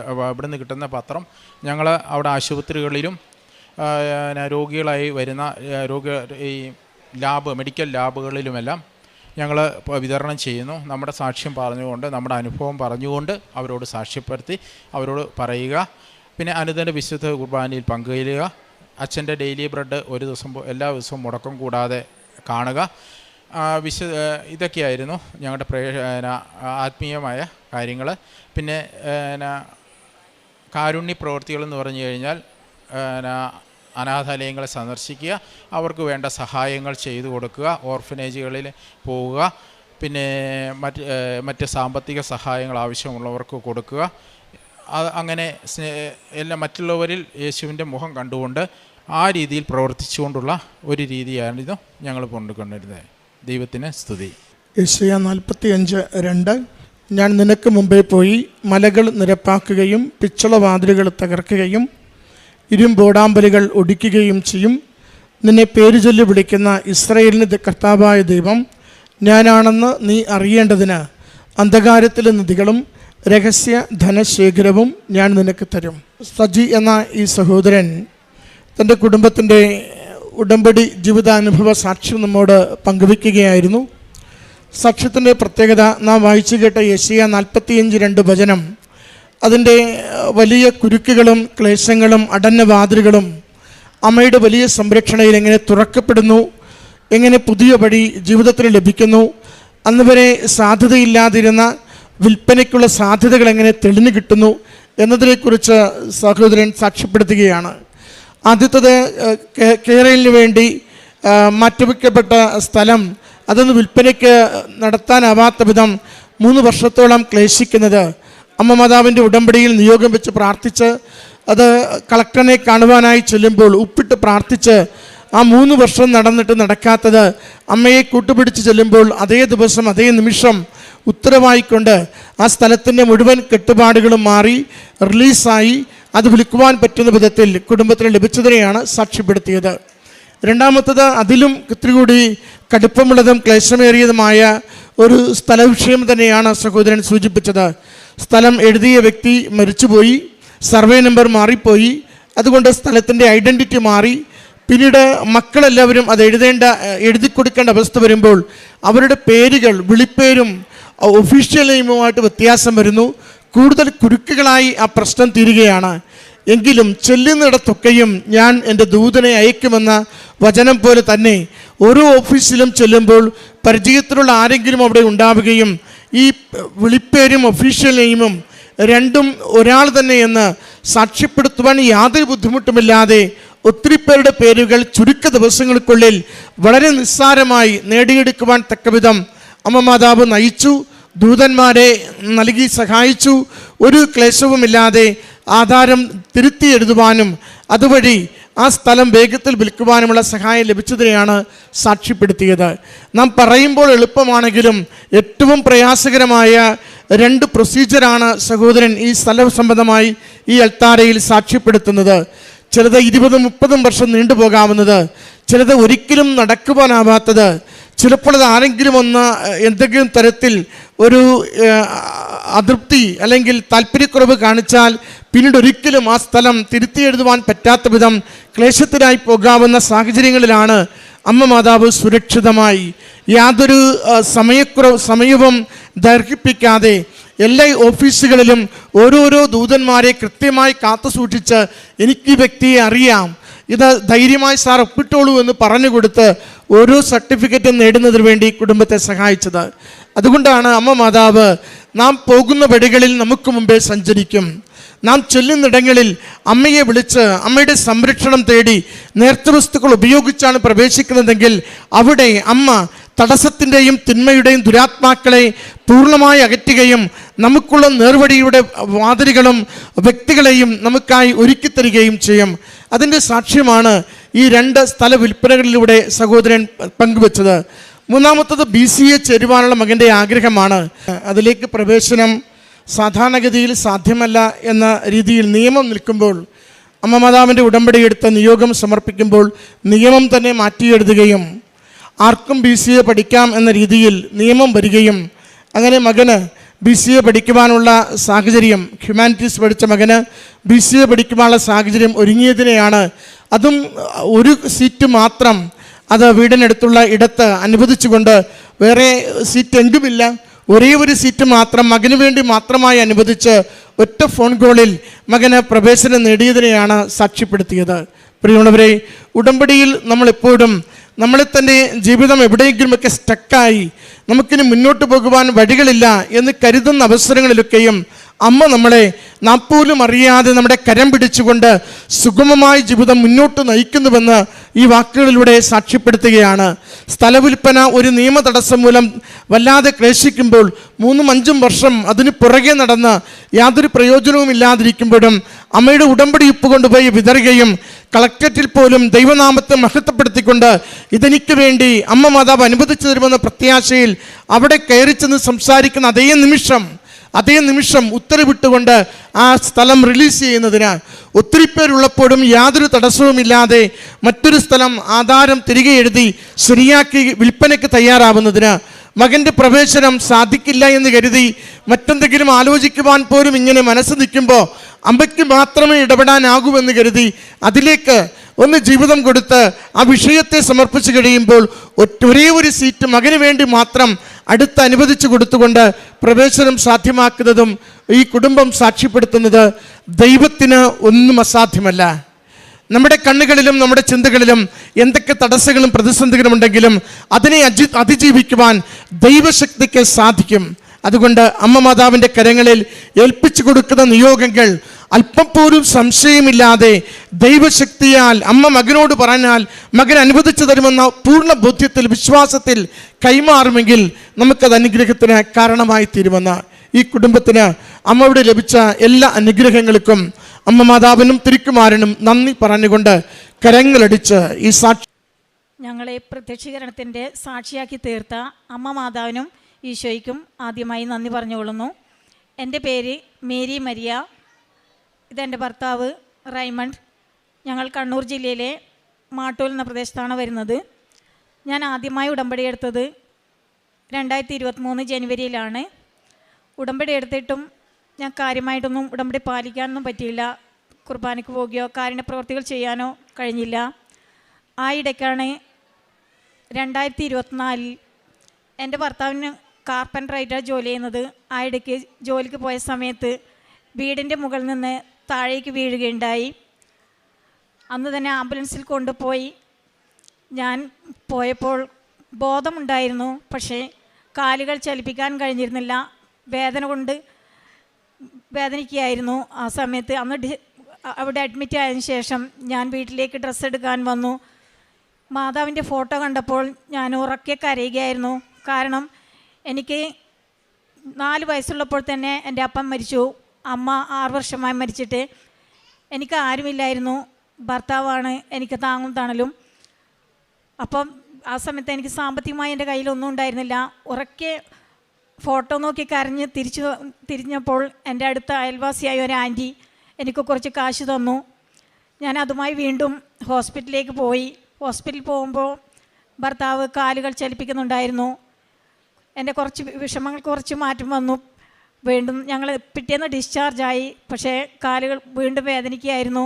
ഞങ്ങൾ വീണ്ടും ഒരു ഹോസ്പിറ്റലിലേക്ക് പോയി. അവിടെ വെച്ച് സ്കാനിങ്, എക്സ്റേ എല്ലാം എടുത്തു. അപ്പോൾ ഡോക്ടർ പറഞ്ഞു വയറിന് താഴെ എല്ലുകൾക്ക് ഗ്യാപ്പും നട്ടലിന് വളവും ഉണ്ടെന്നാണ് പറഞ്ഞത്. ഓപ്പറേഷൻ വേണ്ടി വരുമെന്ന് പറഞ്ഞു. 3 മാസത്തോളം അവിടെ ചികിത്സയിലായിരുന്നു. പിന്നീട് ഡോക്ടർ പറഞ്ഞു ഇവിടെ നിന്നാവില്ല, മംഗലാപുരത്തോ കോഴിക്കോടങ്ങ് പോകേണ്ടി വരും. ഞങ്ങളങ്ങനെ പിറ്റേന്ന് മംഗലാപുരത്തേക്ക് പോയി. മംഗലാപുരം പോയി മെഡിസിൻ, ഡോക്ടർ ഇതന്നെ പറഞ്ഞത് ഓപ്പറേഷൻ വേണ്ടി വരുമെന്നാണ് പറഞ്ഞത്. അങ്ങനെ ആദ്യം മെഡിസിൻ കഴിക്കുമെന്ന് പറഞ്ഞു. മെഡിസിൻ തന്നു. വീട്ടിലെത്തി കഴിച്ചു തുടങ്ങിയ തന്നെ യൂറിൻ പോകാതായി. പിന്നീട് ഞങ്ങൾക്ക് നല്ല വിഷമമായി, എന്താ ചെയ്യേണ്ടതെന്നറിയില്ല. അപ്പോൾ ഞങ്ങൾ വീണ്ടും കൃപാസനത്തിലേക്ക് വന്നു. അങ്ങനെ ഞങ്ങളുടെ കൂടെ ഒരു ആൻറ്റി ഉണ്ടായിരുന്നു. ആൻറ്റി ഒരു ഹാർട്ട് പേഷ്യൻ്റ് ആയിരുന്നു. ആൻറ്റി ഞങ്ങളോടൊപ്പം വന്നിരുന്നു. അങ്ങനെ ഞാനും ഭർത്താവും ആൻറ്റി ഇവിടത്തേക്ക് വന്നു. ഞാൻ ഉടമ്പടി എടുത്തിട്ട് എനിക്ക് അച്ഛനെ കാണാൻ പറ്റിയിരുന്നില്ല. പക്ഷേ അച്ഛനെ കാണേണ്ട ഭാഗ്യം എൻ്റെ ഭർത്താവിന് ലഭിച്ചു. അങ്ങനെ അച്ഛൻ കൈവെപ്പ് പ്രാർത്ഥന കുരിശുകൊണ്ട് ആശീർവദിച്ച് പ്രാർത്ഥിച്ചു. നടുവിന് വെച്ച് പ്രാർത്ഥിക്കുകയുണ്ടായി. അങ്ങനെ ഞങ്ങൾ അന്ന് അത്രയും വേദനയോടെയായിരുന്നു, മുട്ടുകുത്താൻ പോലും ഭർത്താവിന് പറ്റിയിരുന്നില്ല. അത്ര വിഷമത്തോടെയായിരുന്നു ഞങ്ങൾ ഇവിടെ നിന്ന് ഇറങ്ങിയത്. ഞങ്ങൾ ഇറങ്ങി റെയിൽവേ സ്റ്റേഷനിൽ നിൽക്കുകയായിരുന്നു. ആ സമയത്ത് പെട്ടെന്ന് ട്രെയിൻ അടുത്ത് തന്നെ സെക്കൻഡ് കൊണ്ട് വരുന്നെന്ന് പറഞ്ഞു. ഞങ്ങൾ ഫസ്റ്റ് പ്ലാറ്റ്ഫോമിലായിരുന്നു ഉണ്ടായത്. പെട്ടെന്നായിരുന്നു സെക്കൻഡ് പ്ലാറ്റ്ഫോമിലേക്ക് ട്രെയിൻ വരുന്നുണ്ടെന്ന് അറിഞ്ഞത്. ആ സമയത്ത് ആൻറ്റി മുമ്പ് 2 വയസ്സ് സുഖമില്ലാത്തായിരുന്നു. ആൻറ്റി പെട്ടെന്ന് ടയേർഡായി ആകെ അബോധാവസ്ഥയിലേക്ക് വന്നുകൊണ്ടിരിക്കുന്നു. ഞാൻ വരുന്നില്ലെന്ന് പറഞ്ഞ് അവിടെ തന്നെ ഇരിക്കാൻ തുടങ്ങി. ആ സമയത്ത് വയ്യാതിരുന്ന കാലുകൾക്ക് അത്രയും വിഷമത്തോടെ വന്നിരുന്നായിരുന്നു എൻ്റെ ഭർത്താവ്. മുട്ടുകുത്താനോ ഒന്നും പറ്റിയിരുന്നില്ല. ഭർത്താവ് പെട്ടെന്ന് വാരിയെടുത്തു. ഞാൻ പ്രതീക്ഷിച്ചിട്ടേ ഇല്ല. അങ്ങനെ വാരിയെടുത്തു. ഓവർ ബ്രിഡ്ജ് കയറി ഇറങ്ങി താഴെ എത്തി ട്രെയിനിൽ കയറി. ആ ട്രെയിനിൽ കയറ്റുന്നവർ ഇത്രയും വിഷമം ഉണ്ടായിരുന്നു. ഭർത്താവ് ആ ആൻറ്റിയെ കയറ്റിയെടുത്തു, ട്രെയിനിലാക്കുകയായിരുന്നു. ഇത്രയും ചെയ്തു തന്നത് അന്നത്തെ കൈവെപ്പ് ശുശ്രൂഷയിലൂടെ അച്ഛൻ തന്ന ആ കൃപയാണ്. ആ സൗഖ്യത്തിന് 1000 നന്ദി പറഞ്ഞുകൊള്ളുന്നു. പിന്നീട് ഞങ്ങൾ ട്രീറ്റ്മെൻറ്റിന് പോയിട്ടില്ല, ഒരു ഹോസ്പിറ്റലും പോയിട്ടില്ല. ഞങ്ങൾ വീണ്ടും ഇന്നലെ വരുമ്പോൾ ഞങ്ങൾ ഒന്ന് എക്സ്റേ എടുത്ത് നോക്കി, ഒരു കുഴപ്പമില്ല. ഇപ്പോൾ 2ാം നിലയിലും 3ാം നിലയിലും കയറി ഭർത്താവ് പണിക്ക് പോകുന്നുണ്ട്, കുഴപ്പമൊന്നുമില്ല. 1000 നന്ദി പറഞ്ഞുകൊള്ളുന്നു. അതുപോലെ അടുത്ത സാക്ഷ്യം എൻ്റേതാണ്. ഞാനൊരു അംഗൻവാടി ടീച്ചറായിട്ട് വർക്ക് ചെയ്യുന്നത്. 1997 ഞാൻ വർക്ക് ചെയ്യുന്നുണ്ട്. ടെമ്പററി ആയിട്ടാണ് വർക്ക് ചെയ്തത്. പിന്നീട് എനിക്ക് പെർമനൻ്റായിട്ട് ജോലി കിട്ടി. ശരിക്കും പറഞ്ഞാൽ ഒരു കാലിത്തൊഴുത്ത് പോലത്തെ ഒരു റൂമായിരുന്നു എൻ്റെ ബിൽഡിങ്. കുട്ടികൾക്ക് വരാനോ ഒരു ഗ്യാസ് പോലും ഇല്ല. പുകയിലും തീയിലും പെട്ട് ഞാനും കുട്ടികളും വിഷമിച്ചു. ആ ഇടയ്ക്ക് ഞാൻ പ്രാർത്ഥിച്ചുകൊണ്ടേയിരുന്നു ഞങ്ങൾക്കൊരു മാറ്റത്തിന് വേണ്ടി. പിന്നീട് ഞങ്ങൾക്ക് അവിടെ നിന്ന് ഫിറ്റ്നസ് കിട്ടാതായി മറ്റൊരു ബിൽഡിങ്ങിലേക്ക് പോയി. അതും വല്ലാത്തൊരു വിഷമത്തിലായിരുന്നു. ശരിക്കും പറഞ്ഞാൽ ഉദ്യോഗസ്ഥരുടെ മാനസിക വിഷമങ്ങൾ നേരിടേണ്ടി വന്നു. ഒരുപാട് കരഞ്ഞ നിമിഷങ്ങൾ, ശരിക്കും വാവിട്ട് നിലവിളിച്ചിട്ടുണ്ട്. പിന്നെ അവിടെ നിന്ന് മാറേണ്ടി വരും, ഫിറ്റ്നസ് കിട്ടുന്നില്ല, അവിടെ നിന്ന് ഇറങ്ങേണ്ടി വരും, കുട്ടികളില്ല, പൂട്ടേണ്ടി വരും. ടീച്ചറുടെ കഴിവുകേട് കൊണ്ടാണ്. പക്ഷെ ദൈവം എനിക്കൊരുപാട് കഴിവ് നൽകിയിരുന്നു. ഞാൻ കുട്ടികളെ ഡാൻസ് ടീച്ചറാണ്. ഞങ്ങളുടെ ഇടവകയിൽ എല്ലാ കുട്ടികളെയും ഞാൻ ഡാൻസ് പഠിപ്പിച്ചത്. ഇത്രയും പാട്ടും കഴിവും എല്ലാ കഴിവും ഉണ്ടായിട്ടും എന്നെ ഉദ്യോഗസ്ഥർ വഴക്ക് പറഞ്ഞു. ടീച്ചറുടെ ഇതുകൊണ്ടാണ്. ടീച്ചർ 3rd ഗ്രേഡിലാണ് പെടുന്നത്. എനിക്ക് കരയാനല്ലാതെ എനിക്കൊന്നും കഴിഞ്ഞിരുന്നില്ല. എനിക്ക് ട്രാൻസ്ഫർ തരുന്നില്ല എന്ന് പറഞ്ഞു. ഞാൻ ആ സമയത്ത് വീണ്ടും കൃപാസനത്തിലേക്ക് വന്നു. ഏപ്രിൽ മാസം ഞാൻ നിയോഗം എഴുതി. എനിക്ക് മാതാവേ, എനിക്കൊരു ട്രാൻസ്ഫർ തരണമേ, എനിക്കിഷ്ടപ്പെട്ട സ്ഥലത്തേക്ക്. അപ്പോൾ ആ പിറ്റേ മാസം ഏപ്രിൽ മാസം നിയോഗം എഴുതി വെച്ചു. മെയ് പകുതിക്ക് തന്നെ ഇതേ എന്നെ പറഞ്ഞ മേലുദ്യോഗസ്ഥന്മാർ, സൂപ്പർവൈസർ, CDP എന്നെ വിളിച്ചിട്ട് പറഞ്ഞു, ടീച്ചർക്ക് എവിടെയാണ് ട്രാൻസ്ഫർ വേണ്ടതെന്ന്. ഞാൻ ഉറക്കെ കരയുകയായിരുന്നു. എന്നെ അംഗീകരിച്ചല്ലോ, എൻ്റെ മാതാവ് ഇടപെട്ടത് കൊണ്ടാണ് എന്നെ അംഗീകരിച്ചത്. അപ്പോൾ തന്നെ എന്നെ മെയ് മാസം പകുതിക്ക് തന്നെ, മുമ്പ് ഞാൻ വർക്ക് ചെയ്തിരുന്ന, ഞാൻ അവിടെ നിന്ന് ഇൻ്റർവ്യൂവിൽ ഔട്ടായതായിരുന്നു. അവിടത്തേക്ക് എന്നെ ഒരുപാട് സ്നേഹിക്കുന്ന നല്ല ജനങ്ങളുടെ, ഇപ്പോൾ ഒരുപാട് കുട്ടികളുണ്ട് അവിടെ, നന്നായിട്ട് വർക്ക് ചെയ്യുന്നുണ്ട്. ഇപ്പം ആ സൂപ്പർവൈസറിനെ എന്നെ തള്ളിപ്പറഞ്ഞ് അവർ തന്നെ എന്നെ നല്ലതായി കരുതി. ശരിക്കും പറഞ്ഞാൽ ഇത്രയും ചെയ്തു വന്ന അമ്മ മാതാവിന് നന്ദി പറഞ്ഞുകൊള്ളുന്നു. ഭർത്താവ് മുമ്പൊന്നും ശരിക്കും ആത്മീയതയിലേക്ക് വന്നത് അന്ന് ആ വീഴ്ച കാരണം ആ വീഴ്ചയിൽ ഞങ്ങൾ ഇവിടെ വന്ന് പ്രാർത്ഥിച്ചതിൻ്റെ ഫലമായി അച്ഛൻ്റെ പ്രാർത്ഥനയുടെ ഫലമായിട്ടാണ് ആദ്യമൊന്നും പള്ളിയിലൊന്നും അങ്ങനെ ഉള്ളിൽ കയറിയിരിക്കുന്നില്ല, പുറത്ത് വന്നിരുന്ന് പോവുകയായിരുന്നു. എനിക്ക് വല്ല വിഷമമുണ്ടായിരുന്നു. പക്ഷേ ഇപ്പോൾ എന്നെക്കാളും നന്നായിട്ട് പള്ളിയിൽ വരികയും ഭക്തിയോടെ കുർബാന കൈക്കൊള്ളുകയും കണ്ടപ്പോൾ തന്നെ എനിക്ക് തോന്നി ശരിക്കും അതൊരു വലിയ ഇടപെടലായിരുന്നു, ദൈവത്തിൻ്റെ ശരിക്കും ഒരു ഇടപെടൽ. ഇപ്പം ഭർത്താവ് ഇവിടുന്ന് കാശ് രൂപവും എല്ലാം കൊണ്ടുപോയി എല്ലാവർക്കും കൊടുക്കുന്നു. ഞങ്ങൾ നേർച്ച വസ്തുക്കളെല്ലാം ഉപയോഗിക്കുന്നുണ്ട്. ഞാനും തന്നെ മുമ്പ് എനിക്ക് വലിയ അപകർഷതാബോധമായിരുന്നു, കുർബാന കൈക്കൊള്ളില്ല, മുന്നിലേക്ക് വരില്ല. ഞാൻ അച്ഛൻ പിറകിലേക്ക് വന്നാൽ മാത്രമേ ഞാൻ കൈക്കൊള്ളൂ. എനിക്ക് വല്ലാത്തൊരു വിഷമമായിരുന്നു. പക്ഷേ ഇവിടുന്ന് വന്ന് തിരിച്ചു പോയപ്പോൾ തന്നെ എനിക്ക് എല്ലാവരും എന്നോട് പറഞ്ഞു, മേരിക്ക് എന്തൊരു മാറ്റമാണിപ്പോൾ കൃപാസനത്തിൽ പോയതിൻ്റെ ഫലമായിട്ടാണല്ലേ, മാതാവിൻ്റെ ആ കൃപ കൊണ്ടായിരിക്കും ഇപ്പം ഞാൻ പള്ളിയിൽ മുമ്പിലായിരിക്കുന്നത്.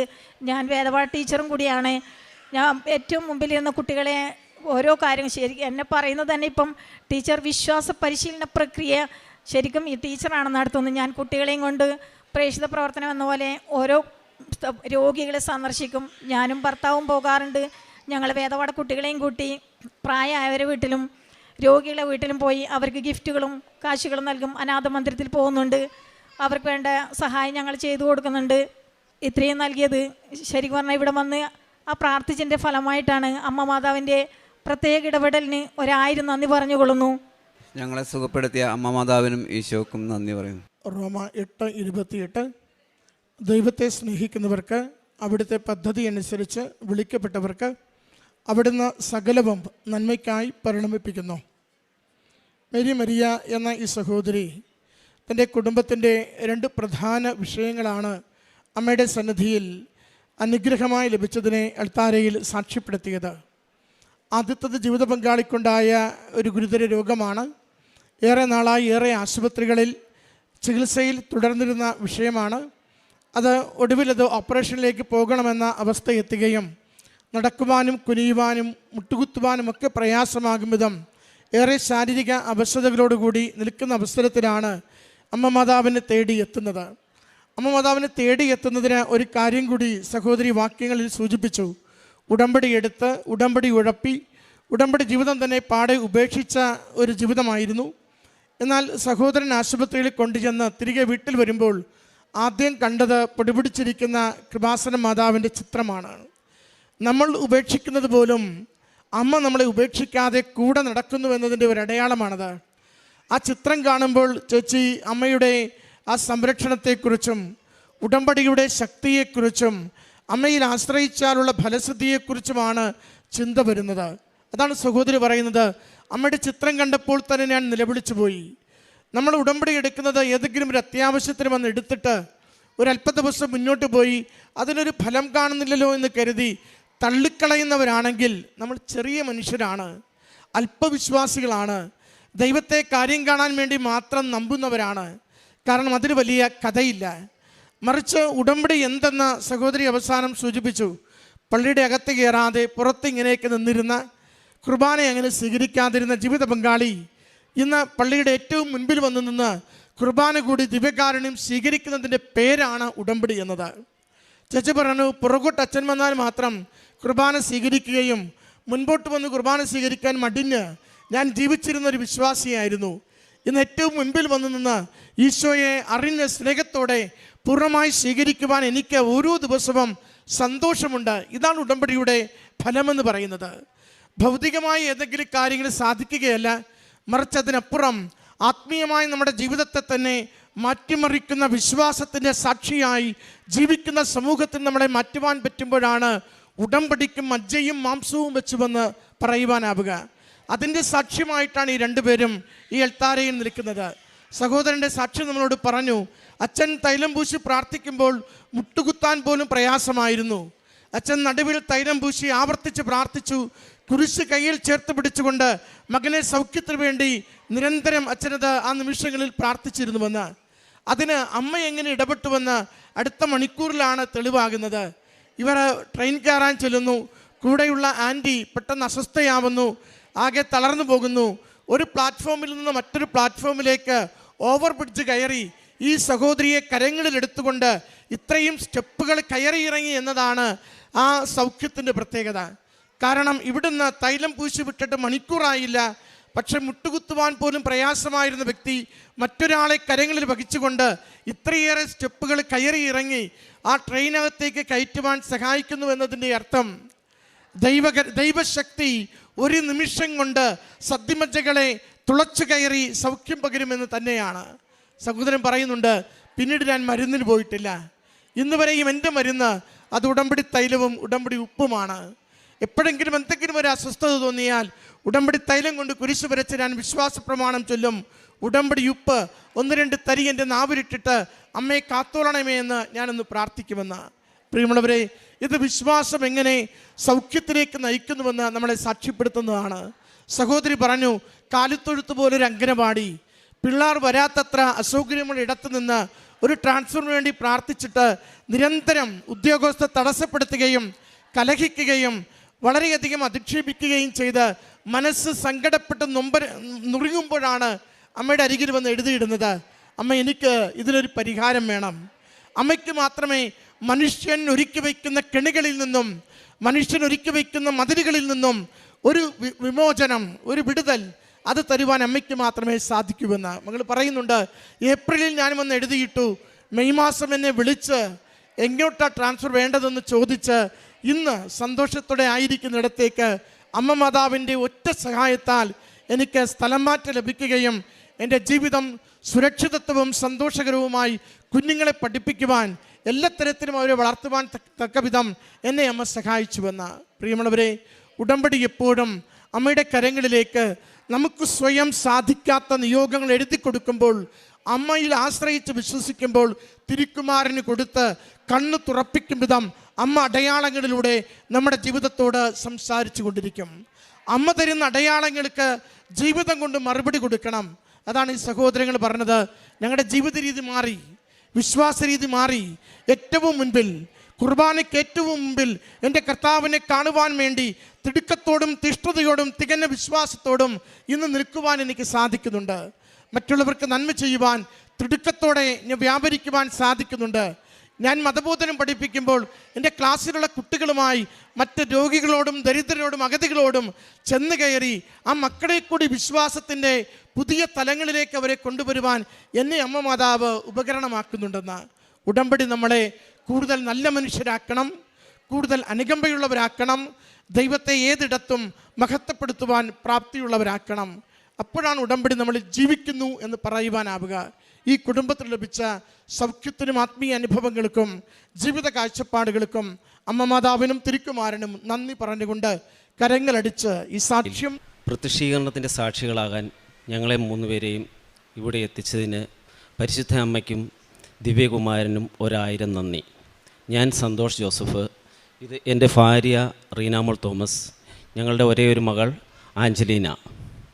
ഞാൻ ഒരു അധ്യാപകനാണ്, വൈഫ് ഒരു നേഴ്സാണ്, കൊച്ച് +2 കഴിഞ്ഞു. ഞങ്ങൾ ഇവിടെ ഞാൻ എത്താനായിട്ടുണ്ടായ ഒരു കാര്യമെന്ന് പറഞ്ഞാൽ, ഞങ്ങൾ ഇടുക്കി ജില്ലയിലെ കുമ്മളി സെൻറ്റ് തോമസ് ഫൊറേന ചർച്ചിലെ ഇടവാംഗങ്ങളാണ്. 2022 നവംബർ മാസത്തിൽ ഞങ്ങളൊരു പുതിയ ഭവനം പണിയുന്നതിനായിട്ട് പ്ലാൻ ചെയ്ത് പൈലിങ്ങൊക്കെ നടത്തി പണികളൊക്കെ നടന്നു വരികയായിരുന്നു. ഞങ്ങൾ മറ്റൊരു വീട് വാടകയ്ക്ക് കൊടുത്തിട്ടുമുണ്ടായിരുന്നു. അവിടെ ഒരു പ്രായമായ അമ്മയും ഒരു കല്യാണം കഴിക്കാത്ത ഒരു മകനും വാടകയ്ക്ക് താമസിക്കുന്നുണ്ടായിരുന്നു. പക്ഷേങ്കിൽ അവരുടെ പ്രവൃത്തികൾ അത്ര ശരിയല്ല എന്ന് പലരുടെയും കംപ്ലൈൻറ്റ് ലഭിച്ചതിനെ തുടർന്ന് ഞങ്ങൾ അവരോട് അവിടുന്ന് വീട് താമസം മാറിത്തരണമെന്ന് ആവശ്യപ്പെട്ടു. എന്നാലും അവർ അവിടുന്ന് മാറാനായിട്ട് കൂട്ടാക്കിയില്ല. ഇതേ തുടർന്ന് ഞങ്ങൾ കുമ്മളി പോലീസ് സ്റ്റേഷനിൽ ഒരു പരാതി കൊടുക്കുകയും പോലീസിൻ്റെ സഹായത്തോടെ അവരെ വീട്ടിൽ നിന്നും താമസം മാറ്റുകയും ചെയ്തു. ഇത് നടന്നത് 2022 നവംബർ മാസത്തിലാണ്. ഇവർ താമസം മാറി 1 മാസം കഴിഞ്ഞപ്പോൾ, അതായത് 2022 ഡിസംബർ 2-ാം തീയതി, ഞാൻ അറിയുകയോ കേൾക്കുകയോ ചെയ്തിട്ടില്ലാത്ത ഒരു യുവതിയെ ജാതിപ്പേര് വിളിച്ച് അപമാനിച്ചു, ഉപദ്രവിച്ചു എന്നൊക്കെ പറഞ്ഞ് ഒരു വ്യാജ കേസ് എൻ്റെ പേരിൽ രജിസ്റ്റർ ചെയ്തവർ. പോലീസ് ഡിപ്പാർട്ട്മെൻറ്റിൽ നിന്നും അന്വേഷണം വന്നു. മുൻകൂർ ജാമ്യം ലഭിക്കുകയില്ലെന്ന് പറഞ്ഞു. മാന്യമായി ജീവിക്കുന്ന ഞങ്ങൾക്ക് ഒരു വലിയ നാണക്കേടായിരുന്നു.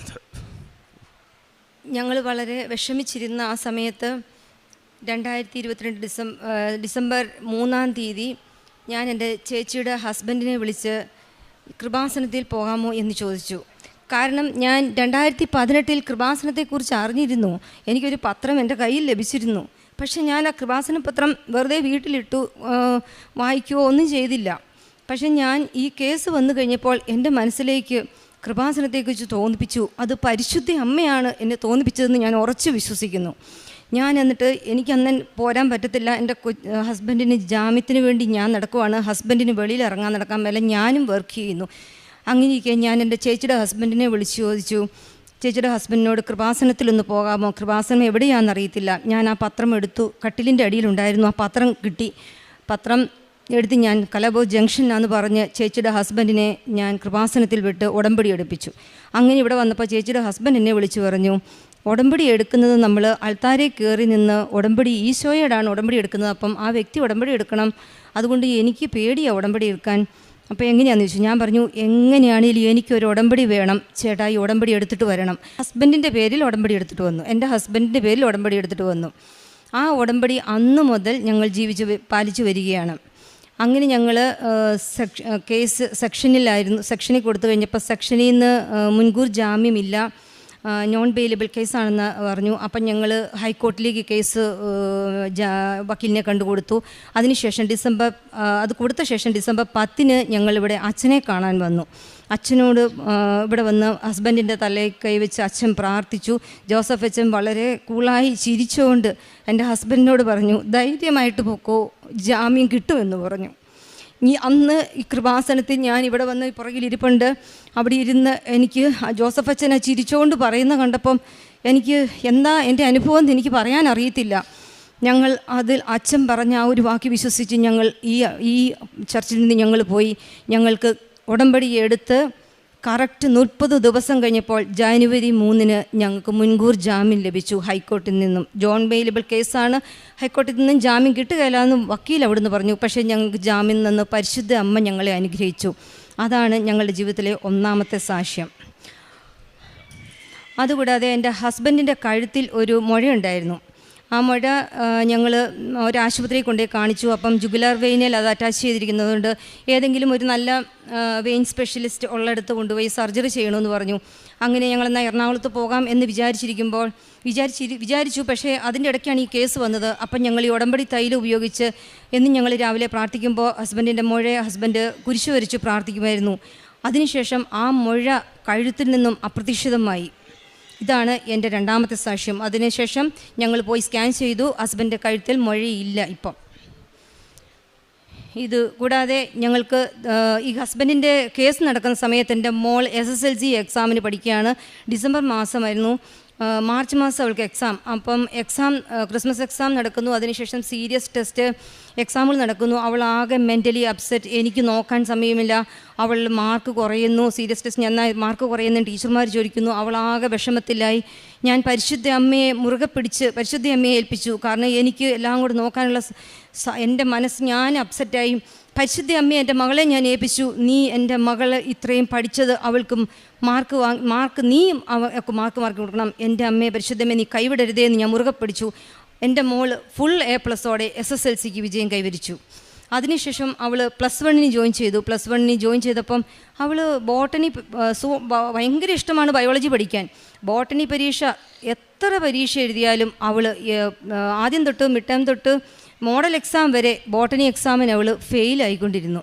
അത് കഴിഞ്ഞ് മോഡൽ എക്സാമിനാണ് അവൾ ആദ്യമായിട്ട് ഫസ്റ്റ് ഇയറിൽ +1 അവൾ ജയിച്ചത്. നല്ല മിടുക്കിയായിട്ട് പഠിച്ചുകൊണ്ടിരുന്ന മോള് എന്താണെന്നറിയുന്നില്ല, ബോട്ടണിക്ക് മാർക്ക് കുറഞ്ഞു. ഞാൻ പരിശുദ്ധ അമ്മയോട് പറഞ്ഞു, എൻ്റെ പരിശുദ്ധമ്മ +2 ആണ്, ഒരു കൊച്ചിന് പിന്നെ അടുത്ത പ്രൊഫഷണൽ കോഴ്സിന് പോകാൻ അവൾക്ക് +1 +2 മാർക്കില്ലാതെ ഒരു മാർക്കുമില്ല. എൻ്റെ അമ്മയെ നീ ഒരു കൈവിടരുതേ എൻ്റെ മകളെ.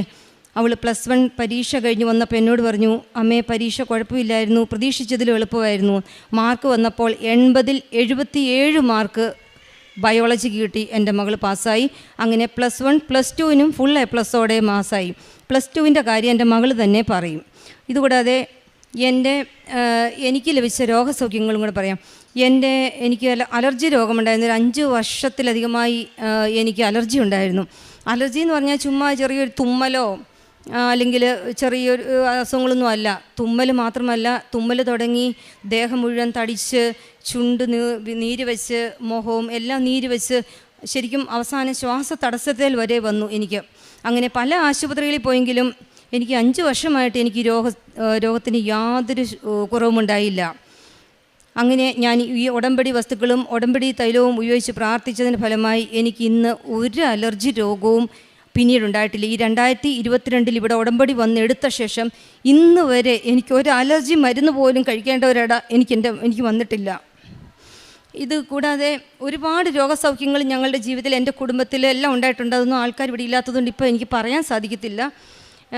ഞങ്ങൾ പ്രേക്ഷിത പ്രവർത്തനമായിട്ട് ഇവിടുന്ന് പത്രം കൊണ്ടുപോകും. പത്രം കൊണ്ടുപോയി ഞങ്ങൾ ചുമ്മാ പള്ളിയിലൊന്നും കൊടുക്കുകയല്ല, ഞങ്ങൾ വീടുകൾ കയറി ഇറങ്ങി, ഞങ്ങൾ 3 പേരും കൂടിയാണ് പോകുന്നത് പത്രം കൊടുക്കാനായിട്ട്. ഞങ്ങൾക്ക് ഒരു നാണക്കേടുമില്ല. വീടുകൾ കയറി ഇറങ്ങി ഓട്ടോ സ്റ്റാൻഡുകളിൽ, ബസ് സ്റ്റോപ്പുകളിൽ, ബസ്സിൽ, പിന്നെ പള്ളികളിൽ, എല്ലായിടത്തും ആശുപത്രികളിൽ എല്ലാം ഞങ്ങൾ കൊണ്ടുപോയി കൊടുക്കാറുണ്ട് പത്രം. പിന്നെ പ്രത്യേകം ഞാൻ പത്രം എൻ്റെ കയ്യിൽ നിന്ന് വാങ്ങിയ ഓരോ വ്യക്തിയെയും ഞാൻ സമർപ്പിച്ച് എന്നും പ്രാർത്ഥിക്കും. എനിക്ക് പത്രം എൻ്റെ കയ്യിൽ നിന്ന് ചിലർ നമ്മൾക്ക് വേണ്ട എന്ന് പറഞ്ഞാൽ ഞാൻ വേണ്ട ഓക്കെ എന്ന് പറഞ്ഞു, പക്ഷേ ഞാൻ അവരെ ഒന്നും പറയത്തില്ല. പക്ഷേ പത്രം വാങ്ങിച്ച എല്ലാ വ്യക്തികളെയും ഞാൻ സമർപ്പിച്ച് എന്നും പ്രത്യേകം പ്രാർത്ഥിക്കാറുണ്ട്. ഇവിടുത്തെ ധ്യാനം കൃത്യമായിട്ട് ചൊവ്വാഴ്ച കൂടാറുണ്ട്. പിന്നെ അനുദിന അനുഗ്രഹ പ്രാർത്ഥന രാവിലെ 5:30 എണീറ്റ് ഞങ്ങൾ പ്രാർത്ഥിക്കും. അതുകൂടാതെ സാക്ഷ്യങ്ങൾ കൂടും. എല്ലാം വാട്സപ്പ്, ഫേസ്ബുക്ക്, എല്ലാ സോഷ്യൽ മീഡിയയിലും ഞങ്ങൾ ഷെയർ ചെയ്യാറുണ്ട്. ഞാനും എൻ്റെ മകളും ഞങ്ങൾ ഡിസംബർ 2, 2022 ഉടമ്പടി എടുത്തെങ്കിൽ അന്ന് മുതൽ ഞങ്ങൾ 3 പേരും ഉടമ്പടി പാലിച്ച് ജീവിക്കുകയാണ്. കാരുണ്യ പ്രവൃത്തിയായിട്ട് കുമളിയിൽ ഞങ്ങൾ അവിടെ ഒരു 10-200 അന്തേവാസികൾ താമസിക്കുന്ന സിസ്റ്റേഴ്സ് നടത്തുന്ന ഒരു ആലയമുണ്ട്. അവിടെ ഭക്ഷണം കൊടുക്കാറുണ്ട്, അവർക്ക് സാമ്പത്തികമായിട്ട് സഹായിക്കാറുണ്ട്. പിന്നെ ഞങ്ങൾ ഭക്ഷണം, ഞങ്ങളുടെ ബർത്ത്ഡേ, വെഡിങ് ആനിവേഴ്സറിയും അങ്ങനെയുള്ള എല്ലാ ആഘോഷങ്ങളും ഞങ്ങൾ ഒരാഘോഷങ്ങളും വയ്ക്കാതെ അന്ന് ഞങ്ങൾ അവരുടെ കൂടെ അവർക്ക് ഫുഡ് കൊടുക്കാനാണ് കൂടുതൽ ഞങ്ങൾ ശ്രമിക്കാറുള്ളത്. പിന്നെ അതുകൂടാതെ ഞങ്ങൾ രോഗികളെ സന്ദർശിക്കാറുണ്ട്. ഞങ്ങൾ ഒരാളല്ല, ഞങ്ങൾ 3 പേര് ഒന്നിച്ച് ഈ ജോലി കഴിഞ്ഞ് വന്ന് രോഗികളെ കാണാൻ പോവും, രോഗികളെ സന്ദർശിക്കും. ഇതിലെല്ലാം ഉപരി ഞങ്ങൾക്ക് കിട്ടിയ ഭൗതികമായ എല്ലാ അനുഭവങ്ങളെക്കാളും അനുഗ്രഹങ്ങളെക്കാളും ഞങ്ങൾക്ക് പറയാനുള്ളത് ഞങ്ങളുടെ പ്രാർത്ഥനാ ജീവിതത്തിൽ, ഞങ്ങളുടെ ആത്മീയ ജീവിതത്തിൽ ഞങ്ങൾക്ക് ഒരുപാട് മാറ്റങ്ങൾ വന്നു. ഞങ്ങൾക്ക് ജപമാല ഒരു ദിവസത്തിൽ എത്ര ചെല്ലിയാലും ഞങ്ങൾക്ക് മതിയാവത്തില്ല. ജപമാല ഞങ്ങൾ വൈകുന്നേരം ജപമാല ചെല്ലുന്നതല്ലാതെ ഞങ്ങൾ പകല് സമയം കിട്ടുമ്പോഴെല്ലാം ഞങ്ങൾ ജപമാല ചെല്ലും. വണ്ടിയിൽ യാത്ര ചെയ്യുമ്പോൾ സാക്ഷ്യം കൂടുകയും ജപമാല ചെയ്യുകയും ജപമാല ചൊല്ലുകയും എല്ലാം ചെയ്യും. ഞങ്ങൾക്ക് എപ്പോഴും പ്രാർത്ഥന ഭയങ്കര പ്രാർത്ഥന. എൻ്റെ മോളോട് ഞാൻ എപ്പോഴും പറയും, പ്രാർത്ഥനയാണ് എല്ലാത്തിൻ്റെയും ആയുധം. നമ്മൾ പ്രാർത്ഥിച്ചാൽ എല്ലാം നമുക്ക് സാധിക്കും. നമ്മൾക്ക് എല്ലാത്തിനെയും ജീവിക്കാനുള്ള ശക്തി നമുക്ക് കിട്ടും. അതാണ് നമ്മുടെ പവർ. പ്രാർത്ഥനാ ജീവിതത്തിൽ ഞങ്ങൾക്ക് ഒരുപാട് മാറ്റങ്ങളുണ്ട്. മറ്റുള്ളവർക്ക് വേണ്ടി പ്രാർത്ഥിക്കുവാനും എന്നും ദിവ്യബലിയെ സംബന്ധിക്കുവാനും, അതുപോലെ 2 ആഴ്ച കൂടുമ്പോൾ കുമ്പസാരിക്കാൻ ശ്രമിക്കും. എങ്ങാനും പറ്റിയില്ല എങ്കിൽ 1 മാസത്തിലൊരിക്കൽ എങ്ങനെയാണ് ഞങ്ങൾ കുമ്പസാരിക്കും. പിന്നെ ആധ്യാത്മികമായി ഞങ്ങൾക്ക് പ്രാർത്ഥനാ ജീവിതത്തിൽ ഒരുപാട് മാറ്റങ്ങളെല്ലാം വന്നു. പരിശുദ്ധ അമ്മയ്ക്കും ഈശോയ്ക്കും ഒരുപാട് നന്ദി. എൻ്റെ പേര് ആഞ്ചലീന. ഞാൻ വരുന്നത് സെൻറ് തോമസ് ഫൊറാന ദേവാലയത്തിൽ നിന്നാണ്. ഞാൻ ഉടമ്പടി എടുക്കുന്നത് 27/12/2024 ഞാൻ ഉടമ്പടി എടുക്കാനുള്ള കാരണം, ഞാൻ പാപ്പ ഉടമ്പടി എടുത്തപ്പോൾ മുതലേ ഞാൻ ഉടമ്പടിയിൽ ജീവിച്ചു വരുന്ന ഒരാളാണ്. എന്നിരുന്നാലും +2 പഠിക്കുന്ന കാലഘട്ടത്താണ് ഞാൻ ഉടമ്പടി എടുക്കുന്നത്. ഞാൻ ഉടമ്പടി എടുക്കുന്ന +2-ലായിരുന്നു. അപ്പോൾ അത്യാവശ്യം കുഴപ്പമില്ല, പഠിച്ചു പോകുന്നു. മോഡൽ എക്സാം എല്ലാം ഒരു കുഴപ്പവുമില്ല, എല്ലാം നല്ല മാർക്കോടുകൂടി പാസ്സായി. അങ്ങനെ ഇരിക്കെ പബ്ലിക് എക്സാം ആയപ്പോൾ നല്ല ടഫ് എക്സാം ആയിരുന്നു. ടീച്ചേഴ്സ് പോലും പറഞ്ഞു എൻട്രൻസ് ലെവൽ ക്വസ്റ്റ്യൻ പേപ്പേഴ്സൊക്കെ ആണല്ലോ എന്നോർത്തു. നല്ല പേടിയോടെ എക്സാമിനെല്ലാം പോയപ്പോഴും പ്രത്യക്ഷീകരണ പ്രാർത്ഥന ചൊല്ലി ഉടമ്പടി വസ്തുക്കൾ ഉപയോഗിച്ചാണ് ഞാൻ പൊയ്ക്കൊണ്ടിരുന്നത്. അങ്ങനെ റിസൾട്ട് വന്നപ്പോൾ എനിക്ക് മാതാവും ഈശോയും ഇടപെട്ട് എനിക്ക് ഫുൾ A+ നൽകി എന്നെ അനുഗ്രഹിച്ചു. അങ്ങനെ എനിക്ക് 10-ലും +2-ലും +1-ലും ഫുൾ A+ നൽകി അമ്മയും ഈശോയും എന്നെ അനുഗ്രഹിച്ചു. ഇതാണ് എൻ്റെ 1ാമത്തെ സാക്ഷ്യം. എൻ്റെ 2ാമത്തെ സാക്ഷ്യം, ഞാൻ +2 പഠിച്ചുകൊണ്ടിരിക്കുന്ന സമയം മുതലേ എനിക്ക് നാട്ടിൽ LBSൽ നഴ്സിംഗ് പഠിക്കണമെന്ന് എൻ്റെ ആഗ്രഹമായിരുന്നു. അങ്ങനെ ഇരിക്കെ +2 പബ്ലിക് എക്സാം നടന്നുകൊണ്ടിരുന്നപ്പോൾ അമ്മ പറഞ്ഞു, എന്താണേലും നാട്ടിൽ നഴ്സിംഗ് പഠിച്ചിട്ട് പുറത്ത് പോയി ജോലി ചെയ്യാനല്ലേ താല്പര്യം, എന്നാൽ പിന്നെ പുറത്ത് പോയി പഠിച്ചാൽ നല്ലതായിരിക്കും എന്നുള്ളൊരു വിഷയം ഞങ്ങളുടെ ഇടയിൽ വന്നു. അത് എനിക്ക് ഉറപ്പാണ് മാതാവായിട്ട് അമ്മയിലൂടെ ആ സന്ദേശം അറിയിച്ചതാണ്. അങ്ങനെ ഞങ്ങൾ എന്നാൽ ഓസ്ട്രേലിയ നോക്കാം എന്നുള്ളൊരു ഡിസിഷനിലേക്ക് വന്നു. അങ്ങനെ ഞങ്ങൾ PT പഠിക്കാൻ തുടങ്ങി. 1 മാസത്തെ കോഴ്സ് എടുത്തു. എന്നിട്ട് ഞാൻ അടുത്ത മാസം എക്സാം എഴുതാൻ തുടങ്ങി. ആദ്യത്തെ എക്സാം എഴുതി. അപ്പോൾ ഞാനിവിടെ വന്ന് ജോസഫ് അച്ഛൻ്റെ അനുഗ്രഹം വാങ്ങി. അന്ന് എനിക്ക് സുഗന്ധാഭിഷേകമുണ്ടായി. അന്ന് അച്ഛൻ പറഞ്ഞു, പോയി രക്ഷപ്പെടും മക്കളെ എന്ന് പറഞ്ഞു. അപ്പോൾ എനിക്ക് ഉറപ്പായിരുന്നു ഞാൻ ഉറപ്പായും ഒരു നല്ല നിലയിലെത്തും എന്നുള്ളത് എനിക്കൊരു നല്ല ആത്മവിശ്വാസം വന്നു. അങ്ങനെ ഞാൻ PT എഴുതി. 1ാമത്തെ എഴുതി കിട്ടിയില്ല. അങ്ങനെ ഞാൻ 5 തവണ PT എഴുതി. എനിക്ക് ഒന്നെങ്കിൽ 1 മോഡ്യൂള് ഇല്ലെങ്കിൽ 1 മാർക്കിനൊക്കെ എൻ്റെ PT പോകുമായിരുന്നു. അങ്ങനെ ഞാൻ എന്നാൽ ഓസ്ട്രേലിയ വേണ്ട, എന്നാൽ UK നോക്കാമെന്നുള്ളൊരു തീരുമാനത്തിലേക്ക് വന്നു. അങ്ങനെ UKയുടെ ഒരു യൂണിവേഴ്സിറ്റി അപ്ലൈ ചെയ്തു. ആ യൂണിവേഴ്സിറ്റി എന്ന് വെച്ചാൽ കൊമേഴ്സ് ബാക്ക്ഗ്രൗണ്ട് വരെ ഉള്ളവരെ നഴ്സിങ്ങിന് എടുക്കുന്ന ഒരു യൂണിവേഴ്സിറ്റി ആയിരുന്നു. അങ്ങനെ അവിടെ ഞാൻ അപ്ലൈ ചെയ്തു. എനിക്ക് ഇൻ്റർവ്യൂ വന്നു. ഇൻ്റർവ്യൂ വന്നപ്പോൾ ഞാനത് അറ്റൻഡ് ചെയ്തു. അവരെന്നോട് ഫീഡ്ബാക്ക് പറഞ്ഞു, എൻ്റെ ഇംഗ്ലീഷൊക്കെ നല്ലതാണ്, പക്ഷേ എനിക്ക് നഴ്സിംഗ് നോളജ് കുറവാണ്. അപ്പോൾ എനിക്ക് എന്ത് ചെയ്യണമെന്ന് അറിയത്തില്ല. PT കിട്ടുന്നില്ല, ഓസ്ട്രേലിയ നോക്കാൻ പറ്റുന്നില്ല, UK അവരെന്നെ എടുക്കുന്നില്ല. അപ്പോൾ ഞാൻ പുറത്തിറങ്ങി. ഇൻ്റർവ്യൂ കഴിഞ്ഞ് അമ്മയോടും പപ്പയോടും പൊട്ടിക്കരഞ്ഞ് പറഞ്ഞു, ഇനി ഞാൻ എന്ത് ചെയ്യും? UK-കാർ എൻ്റെ നഴ്സിങ്ങിന് നോളജ് കുറവാന്ന് പറഞ്ഞു. ഞാൻ നഴ്സിംഗ് പഠിക്കാൻ പോവല്ലേ? അപ്പോൾ അവരെന്താ അങ്ങനെ ചോദിച്ചതെന്ന് ഞാൻ ഇവരോട് ചോദിച്ചു. അപ്പോൾ പപ്പയും പറഞ്ഞു, എല്ലാം നല്ലതിനാ, മാതാവും ഈശോയും നിനക്കൊരു നല്ല വഴി തെളിച്ച് തരുമെന്ന് പറഞ്ഞു. അങ്ങനെ ഞാനിരിക്കെ എന്ത് ചെയ്യണമെന്ന് അറിയത്തില്ല. രണ്ടും ഇങ്ങനെ അടഞ്ഞു കിടക്കുന്ന വാതിലാണ്. അപ്പം ഞാൻ ഇങ്ങനെ ഇരുന്നപ്പോൾ എൻ്റെ കൂടെ ഓൺലൈനിൽ PT പഠിച്ച ഒരു കൊച്ചെനിക്ക് മെസ്സേജ് അയച്ചു. അവൾ ക്ലബിംഗ് സ്കോർ വെച്ചാണ് ഓസ്ട്രേലിയക്ക് പോകുന്നത്. നീ ഒന്നുകൂടെ PT എഴുതി നോക്ക്, നിനക്ക് കിട്ടാത്ത മോഡ്യൂൾ ചിലപ്പം നിനക്ക് അടുത്ത കിട്ടും, ചിലപ്പോൾ നിനക്ക് ഫുള്ളായിട്ടും അടുത്ത പ്രാവശ്യം കിട്ടും, നീ എഴുതാൻ പറഞ്ഞു. എന്നിട്ടും എനിക്ക് മടിയായിരുന്നു. അങ്ങനെ ഇരിക്കുക അമ്മ പറഞ്ഞു, എന്നാൽ ഒന്നുകൂടെ എഴുതി നോക്കാം, ലാസ്റ്റ് ഒരു എഴുത്തൂടെ, മാതാവും ഈശോയും എന്താണ് തീരുമാനിക്കട്ടെ, ഉറപ്പായും തരുമെന്ന് പറഞ്ഞു. അങ്ങനെ ഞങ്ങൾ 6ാമത്തെ അറ്റംപ്റ്റ് PT എഴുതാനായിട്ട് പോയി. പോകുന്നതിൻ്റെ തലേ ദിവസം ഞാൻ ഉറക്കത്തിൽ അമ്മയോട് പറഞ്ഞു, എനിക്ക് ഈ പ്രാവശ്യം PT ലിസണിങ് മോഡ്യൂൾ കിട്ടും എന്ന് പറഞ്ഞു. അപ്പോൾ അമ്മ എന്നോട് ചോദിച്ചു, ആരാ പറഞ്ഞതെന്ന് ചോദിച്ചു. ഞാനൊന്നും മിണ്ടിയില്ല. അപ്പോൾ അമ്മ പറഞ്ഞു, മാതാവായിരിക്കും പറഞ്ഞേ, മോള് കിടന്ന് ഉറങ്ങിക്കൊള്ളാൻ പറഞ്ഞു. പക്ഷേ ഇത് ഞാൻ ഉറക്കത്തിൽ പറഞ്ഞതുകൊണ്ട് ഞാൻ ഇത് പറഞ്ഞതായിട്ട് എനിക്ക് ഓർമ്മയില്ലായിരുന്നു. അങ്ങനെ ഞാൻ രാവിലെ എണീറ്റപ്പോഴാണ് അമ്മ പറയുന്നത് ഞാനിങ്ങനെ രാത്രി പറഞ്ഞായിരുന്നെന്ന്. അപ്പോൾ എനിക്ക് ഉറപ്പായി എനിക്ക് PT എക്സാം കിട്ടും എന്നുള്ളത്. അങ്ങനെ ഞങ്ങൾ PT എക്സാം എഴുതാൻ ചെന്നപ്പോൾ ഞാൻ ഈ 5 തവണ എഴുതിയപ്പോഴും 1, 2, 3 മാക്സിമം ഒരു 4 പേര്, അതിൽ കൂടുതലുള്ളവർ എൻ്റെ കൂടെ അത്രയും പേരിൽ കൂടുതൽ എൻ്റെ കൂടെ എക്സാം എഴുതിയിട്ടില്ല. ഞാൻ തന്നെ വരെ എക്സാം എഴുതിയിട്ടുണ്ട്. എല്ലാവർക്കും അറിയാം PT എഴുതുന്ന നമ്മൾ പേഴ്സൺ ടു പേഴ്സൺ കമ്മ്യൂണിക്കേഷൻ അല്ല, നമ്മൾ കമ്പ്യൂട്ടറിനോടാണ് എല്ലാം ചെയ്യുന്നത്, speaking, writing, listening and reading. അപ്പം സ്പീക്കിങ്ങിനൊക്കെ കയറിക്കഴിഞ്ഞാൽ കുറേ പേരുണ്ടെങ്കിൽ നമുക്ക് ഭയങ്കര ഡിസ്റ്റർബൻസ് ആണ് സ്പീക്കിംഗ് സമയത്ത്. അപ്പോൾ ഞാൻ അന്ന് 6th അറ്റംപ്റ്റിന് ചെന്നപ്പോൾ ഞാൻ 5 പ്രാവശ്യവും കാണാത്തതിലും അധികം എൻ്റെ ഹോളും നിറച്ച് മനുഷ്യരാണ് PT എഴുതാൻ വന്നേക്കുക. എനിക്ക് നല്ല ടെൻഷനായി. കാരണം സ്പീക്കിംഗ് ഞാൻ എങ്ങനെ ചെയ്യും എന്നുള്ളൊരു ക്വസ്റ്റ്യൻ ആയിരുന്നു എൻ്റെ മനസ്സിൽ. എങ്ങനെ ഞാൻ അതിന് തിരിച്ച് റെസ്പോണ്ട് ചെയ്യും, എനിക്കൊന്നും അറിയത്തില്ല. അപ്പോഴത്തേക്കും പപ്പ പറഞ്ഞു, ഇവിടെ വന്നിരിക്കുന്നവരുടെയൊക്കെ ചിലപ്പോൾ ആദ്യത്തെയോ 2ാമത്തെയോ എഴുത്തായിരിക്കും, പക്ഷെ നമ്മുടെ ലാസ്റ്റത്തെ എഴുത്താണ്. നീ മാതാവിനെ വിളിച്ച് പ്രാർത്ഥിച്ച് കയറിക്കോ, ഈ പ്രാവശ്യം മാതാവ് നിനക്ക് തരുമെന്ന് പറഞ്ഞു. അങ്ങനെ ഞാൻ എക്സാമിന് കയറാൻ നേരം പുറത്ത് വാതിലിൻ്റെ അവിടെ നിന്നിട്ട് പറഞ്ഞു, മാതാവ് വേണം എഴുതാൻ, മാതാവ് വേണം റീഡ് ചെയ്യാൻ, മാതാവ് വേണം റൈറ്റ് ചെയ്യാൻ, മാതാവ് വേണം ലിസൺ ചെയ്യാൻ എന്ന് പറഞ്ഞ് ഞാൻ എക്സാമിന് കയറി. ഞാനാണ് 2ാമത്തെ എക്സാമിന് കയറിയത്. എക്സാം കഴിഞ്ഞ് ആദ്യം ഞാനാണ് ഇറങ്ങിയത്. എക്സാം കഴിഞ്ഞ് ഇറങ്ങി പുറത്ത് വന്നപ്പോഴേക്കും എന്നോടൊരു ചേച്ചി ചോദിച്ചു, എനിക്ക് എത്രയാ സ്കോർ വേണ്ടതെന്നൊരു ചേച്ചി ചോദിച്ചു. അപ്പം ഞാൻ പറഞ്ഞു 66 ആ ചേച്ചി എന്ന് പറഞ്ഞു. പക്ഷേ എനിക്കറിയത്തില്ലായിരുന്നു 66 ആണ് ഓസ്ട്രേലിയക്ക് വേണ്ടതെന്ന്. കാരണം ഞാൻ PT പഠിക്കാൻ സമയത്ത് 65 ആയിരുന്നു നഴ്സിങ്ങിന് വേണ്ടിയിരുന്നത് എല്ലാ മോഡ്യൂളിനും. പക്ഷേ ഞാൻ എക്സാമും കഴിഞ്ഞ് എല്ലാം കഴിഞ്ഞപ്പോഴാണ് ഞാൻ അറിയുന്നത് 66 എന്നുള്ളൊരു നിയമത്തിലേക്ക് ഓസ്ട്രേലിയ മൂവ് ചെയ്തെന്ന്. പക്ഷേ അതെനിക്ക് അറിയത്തില്ലായിരുന്നു. അപ്പോൾ എനിക്കത് ഉറപ്പായി. എല്ലാം കഴിഞ്ഞപ്പോൾ എനിക്ക് മനസ്സിലായി മാതാവ് തന്നെയാണ് എന്നെ 66 എന്നുള്ളൊരു സംഖ്യ പറയാൻ പോലും പ്രേരിപ്പിച്ചതെന്ന് എനിക്ക് ഉറപ്പായി. അങ്ങനെ ഞാൻ പറഞ്ഞു. അപ്പോഴത്തേക്ക് ആ ചേച്ചി എന്നോട് ചോദിച്ചു, നേഴ്സിങ്ങിന് പോകാനാ അല്ലേ എന്ന് ചോദിച്ചു. അപ്പോൾ ഞാൻ പറഞ്ഞു, അതെ നേഴ്സിങ്ങിന് പോകാനാന്ന് പറഞ്ഞു. ഈ നടന്ന സംഭവം ഞാൻ എക്സാം കഴിഞ്ഞ് പുറത്ത് വന്ന് പേരൻസിനോട് പറഞ്ഞപ്പോൾ അവർ പറഞ്ഞു, ഇത് ഉറപ്പായും മാതാവ് ചോദിച്ചതാ, ഈ പ്രാവശ്യം എന്താണേലും നിനക്ക് PT കിട്ടുമെന്ന് പറഞ്ഞു. അങ്ങനെ ഞാൻ എക്സാം എഴുതുന്ന ഒരു സാറ്റർഡേ ആണ്. അങ്ങനെ സൺഡേ റിസൾട്ട് വരാത്തതുകൊണ്ട് എനിക്ക് മൺഡേ ആണ് റിസൾട്ട് വരുന്നത്. മൺഡേ രാവിലെ 12 മിഡ്നൈറ്റിലാണ് എനിക്ക് റിസൾട്ട് വരുന്നത്. രാവിലെ പ്രത്യക്ഷീകരണ പ്രാർത്ഥന ചൊല്ലാൻ എണീറ്റപ്പോൾ എനിക്ക് മെയിൽ വന്നു, എൻ്റെ റിസൾട്ട് പബ്ലിഷ്ഡ് ആയെന്ന്. എനിക്ക് ടെൻഷനായി. ഞാൻ വിശ്വാസ പ്രമാണം ചെല്ലാൻ തുടങ്ങി. റിസൾട്ട് നോക്കാൻ പേടിയ, കാരണം ഇത്രയും പ്രാവശ്യം എഴുതി എനിക്ക് പൊക്കോണ്ടിരുന്നത് ഓവറോൾ എനിക്ക് കിട്ടുന്നുണ്ട്, പക്ഷേ ഓരോ മോഡ്യൂളിനല്ല ഓരോ മാർക്കിനാണ് പോകുന്നത്. എത്ര നാളും എനിക്ക് 65ഉം 67ഉം 69ഉം ഒക്കെ കിട്ടിയിട്ടുണ്ട്, പക്ഷേ എനിക്ക് ഈച്ച് മോഡ്യൂളിന് 66 കിട്ടുന്നില്ലായിരുന്നു. അങ്ങനെ ഞാൻ വിശ്വാസ പ്രമാണം ചൊല്ലി മാർക്ക് തുറന്നപ്പോഴേക്കും എനിക്ക് ഓവറോൾ 69ഉം 2 മോഡ്യൂൾസിന് 66ഉം ബാക്കിയുള്ളതിന് 69 ലെബോ തന്ന് എനിക്ക് മാതാവും ഈശോയും എന്നെ അനുഗ്രഹിച്ചു.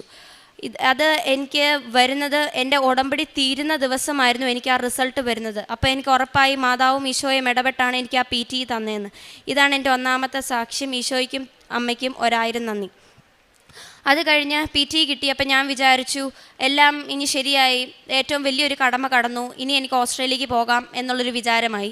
എന്നിരുന്നാലും പ്രാർത്ഥനയ്ക്കൊരു കുറവുമില്ല, എന്നാലും ഒരു വിചാരമായി. അപ്പോഴത്തേക്കും ഇനി യൂണിവേഴ്സിറ്റി സെലക്ട് ചെയ്യാനുള്ള സമയമായി.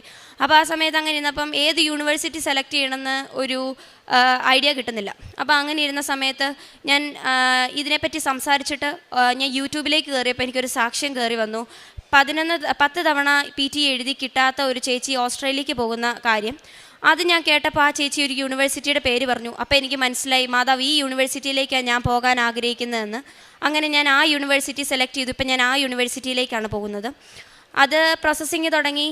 ലോൺ, അടുത്ത സ്റ്റെപ്പ് ലോണാണ്. അപ്പോൾ ലോണിന് ചെന്നപ്പോൾ ഒരുപാട് തടസ്സമായിരുന്നു. ഒരുപാടെന്ന് വെച്ചാൽ ലാസ്റ്റ് ലോൺ കിട്ടത്തില്ല എന്നുള്ളൊരു സ്റ്റേജിലേക്ക് പോലും വരുന്ന ഒരു സിറ്റുവേഷനിലായി. ഞാൻ മാതാവിൻ്റെ ഈശോയുടെ മുമ്പിൽ പോയി പൊട്ടിക്കരഞ്ഞ് പ്രാർത്ഥിച്ചിട്ടുണ്ട്. എന്ത് ചെയ്യണമെന്ന് അറിയത്തില്ല, ഇത്രയുമായി ഇനിയും മുന്നോട്ട് പോയില്ലെങ്കിൽ എൻ്റെ പഠനം എന്താകുമെന്ന് പോലും ഞാൻ ചിന്തിച്ചു. എന്നിട്ട് ഞാൻ ആ സമയത്താണ് ഇവിടെ ഉടമ്പടി പുതുക്കാൻ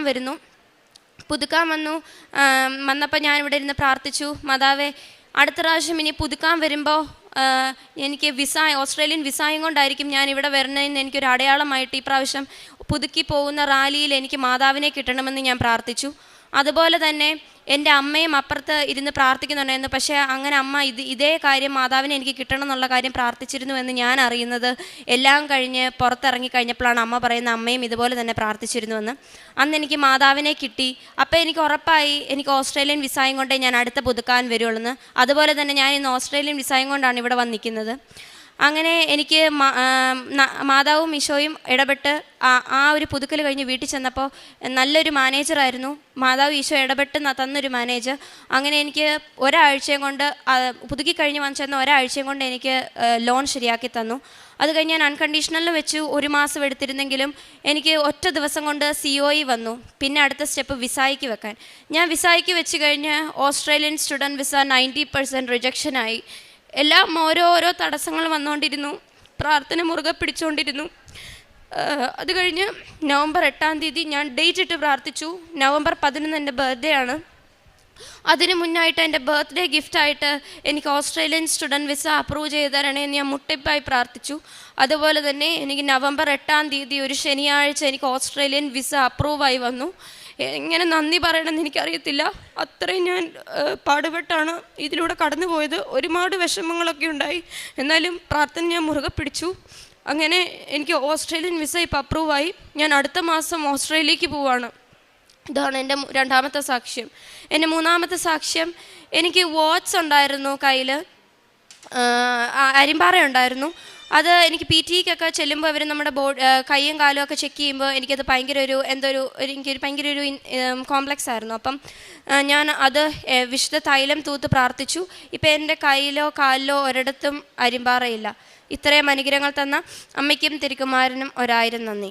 പ്രേക്ഷിത പ്രവർത്തനമായിട്ട് ഞാൻ ചെയ്തുകൊണ്ടിരുന്നത് ഇവിടുന്ന് വാങ്ങിക്കൊണ്ട് പോകുന്ന പത്രം ബസ് സ്റ്റാൻഡിലും ഓട്ടോ സ്റ്റാൻഡുകളിലും പള്ളികളിലും ആശുപത്രികളിലും എല്ലാം കയറി നടന്ന് കൊടുക്കുമായിരുന്നു. അതുപോലെ തന്നെ ഡെയിലി ബ്രെഡ് ധ്യാനങ്ങളെല്ലാം കൂടുകയും എല്ലാം സോഷ്യൽ മീഡിയ പ്ലാറ്റ്ഫോമിൽ വാട്സപ്പ്, ഫേസ്ബുക്ക് എല്ലായിടത്തോടെയും ഷെയർ ചെയ്യുകയും ചെയ്യാറുണ്ടായിരുന്നു. കാരുണ്യ പ്രവർത്തികളായിട്ട് ചെയ്യുന്നത് അനാഥാലയം, ഞങ്ങളുടെ അടുത്തൊരു അനാഥാലയമുണ്ട്. അവിടെയുള്ളവർക്ക് ഫുഡ് കൊടുക്കുകയും ഫുഡ് കൊടുക്കാൻ പറ്റാത്ത സാഹചര്യങ്ങളിൽ പൈസ സാമ്പത്തികമായി സഹായിക്കുകയും ചെയ്തിട്ടുണ്ട്. അതുകൂടാതെ ആത്മീയമായി ഒരുപാട് വളർന്നു. ഞാൻ അധികം പ്രാർത്ഥിക്കുന്ന ഒരു വ്യക്തിയാണെങ്കിലും എന്നും പള്ളിയിൽ പോവുകയോ അല്ലാതെ എക്സ്ട്രാ കൊന്ത ചെല്ലുകയോ അങ്ങനത്തെ ഒരു ശൈലിയൊന്നും എനിക്കില്ലായിരുന്നു. ഉടമ്പടി എടുത്തേ പിന്നെ എല്ലാ ദിവസവും ഞാനും അമ്മയും ഒരു മുഴുവൻ ജപമാല, അത് സ്ട്രിക്റ്റാണ്. എല്ലാ ദിവസവും ഞങ്ങൾ ചെല്ലിയില്ലെങ്കിൽ ഞങ്ങളുടെ ഒരു ഡേ ഇൻകംപ്ലീറ്റ് ആണ്. അങ്ങനെ ഞങ്ങൾ അത് ചൊല്ലും. എവറി ഡേ ഞങ്ങൾ പള്ളിയിൽ പോകും. അങ്ങനെ ഞങ്ങളുടെ ജീവിതം ഇപ്പം മനോഹരമായി പോകുന്നു. അടുത്ത മാസം ഞാൻ ഓസ്ട്രേലിയക്ക് പോവാണ്. അമ്മയ്ക്കും തിരുക്കുമാരനും 1000 നന്ദി. 94 സങ്കീർത്തനം 18 വചനമാണ്. എൻ്റെ കാൽ വഴുതുന്നു എന്ന് ഞാൻ വിചാരിച്ചപ്പോഴാണ് കർത്താവിൻ്റെ കാരുണ്യം എനിക്ക് മനസ്സിലായത്. താങ്ങി നിർത്തുന്ന ഒരു കാരുണ്യം, താങ്ങി നിർത്തുന്ന ഒരു സ്നേഹം. സന്തോഷ് ജോസഫും കുടുംബവും നമ്മോട് സാക്ഷ്യപ്പെടുത്തിയത് ഈശോയും അമ്മയും താങ്ങി നിർത്തുന്ന ഒരു ഉടമ്പടി സാക്ഷ്യമാണ്. ഈ കുടുംബത്തിൽ ഒന്നും ചെയ്യാൻ പറ്റാത്ത ഒരവസരത്തിൽ ആരോ ഒരു പത്രം കൊടുത്തിരുന്നു വർഷങ്ങൾക്ക് മുൻപ്. ജീവിതത്തിൽ ഒന്നും പിടിക്കാൻ, ഒന്നും മുന്നോട്ട് പോകാൻ പറ്റാത്ത ഒരവസരത്തിൽ ഒരു കച്ചിത്തുരുമ്പ് പോലെയാണ് ആ പത്രം അവരുടെ കൈകളിലേക്ക് ചെല്ലുന്നത്.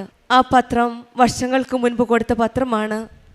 വീട്ടിൽ നിന്ന് പുറത്തേക്ക് വരാൻ പറ്റാത്ത സാഹചര്യത്തിൽ ആ പത്രം എടുക്കുകയും അവർക്കിവിടെ വന്ന് ഉടമ്പടി എടുക്കാൻ സാധിക്കാത്ത അവസ്ഥയിൽ ഒരു പ്രത്യേക സ്പെഷ്യൽ പെർമിഷനോട് കൂടിയാണ് സ്വന്തം സഹോദരൻ ഇവിടെ വന്ന് ഇവർക്ക് വേണ്ടി പ്രാർത്ഥിച്ചത്. പരിശുദ്ധ അമ്മയുടെ സന്നിധിയിൽ വരുന്ന നിമിഷം മുതൽ ഇവരുടെ ജീവിതത്തിൽ ഒരു വലിയ മാറ്റമാണ് സംഭവിച്ചത്. പിന്നീട് ഇവർ അച്ഛനെ വന്ന് കണ്ടപ്പോൾ ഉടമ്പടി എടുത്തു, പ്രാർത്ഥിച്ചു. അച്ഛൻ പറഞ്ഞ ഒരു വാക്കാണ്, ധൈര്യമായിട്ട് പൊക്കോ, ജാമ്യം കിട്ടുമെന്ന്. നമ്മൾ ഓരോരുത്തരും വലിയ പ്രതീക്ഷയോടുകൂടി ഈ പരിശുദ്ധ അമ്മ പ്രത്യക്ഷപ്പെട്ട ഈ ആലയത്തിൽ വന്ന് ഉടമ്പടി എടുത്ത് പ്രാർത്ഥിക്കുമ്പോഴെല്ലാം അമ്മ ജീവനോടെ പ്രത്യക്ഷപ്പെട്ട ഈ സന്നിധിയിലാണ് നമ്മുടെ ബഹുമാനപ്പെട്ട ജോസഫ് അച്ഛൻ. പരിശുദ്ധ അമ്മയുടെ പ്രത്യക്ഷീകരണത്തിൻ്റെ സാക്ഷിയാണ്.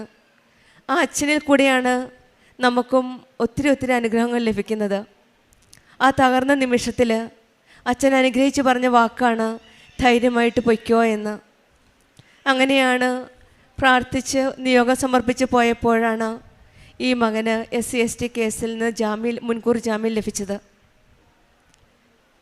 നമ്മളുടെ ജീവിതത്തിലും ഓരോ പ്രാവശ്യവും ഒന്നുമില്ലാതാകുമ്പോഴാണ്, ഒരു മെറിറ്റും ഇല്ലാതാകുമ്പോഴാണ് നമ്മൾ പലപ്പോഴും ഇവിടെ വന്ന് ഈ സന്നിധിയിൽ വന്ന് കരഞ്ഞ് പ്രാർത്ഥിക്കുന്നത്. നമ്മൾ കൊടുക്കുന്ന ഓരോ പത്രവും പലപ്പോഴും നമ്മൾ ബുദ്ധിമുട്ടിയായിരിക്കും പോകുന്നത്. ഓരോ സ്ഥലത്തും ഓരോരുത്തരുടെ കൈകളിൽ കൊടുക്കുന്നത് ചിലപ്പോൾ വായിക്കും, ചിലപ്പോൾ വായിക്കില്ല. പക്ഷേ അമ്മയ്ക്ക് ഓരോരുത്തർക്കും ഓരോ സമയമുണ്ട്. വർഷങ്ങൾക്ക് മുമ്പ് കിട്ടിയ പത്രമായാലും ആ സമയമായപ്പോൾ ഇവർ നിരാശപ്പെട്ട സമയത്ത്, നഷ്ടപ്പെട്ട കഷ്ടപ്പാടിൻ്റെ നിമിഷങ്ങളിലാണ്, ആ സമയത്താണ് ആ പത്രം അവരുടെ കൈകളിലേക്ക് എടുക്കുവാനുള്ള പ്രചോദനം ഇവർക്ക് ലഭിച്ചത്. ഇങ്ങനെയാണ് നമ്മൾ കൊടുക്കുന്ന ഓരോ പത്രങ്ങളും, കൃപാസനത്തിൽ നിന്ന് കൊടുത്തുവിടുന്ന ഓരോ പത്രങ്ങളും നമ്മൾ ഓരോ പ്രാവശ്യം കൊടുക്കുമ്പോഴും പ്രാർത്ഥിച്ചു കൊടുക്കാം.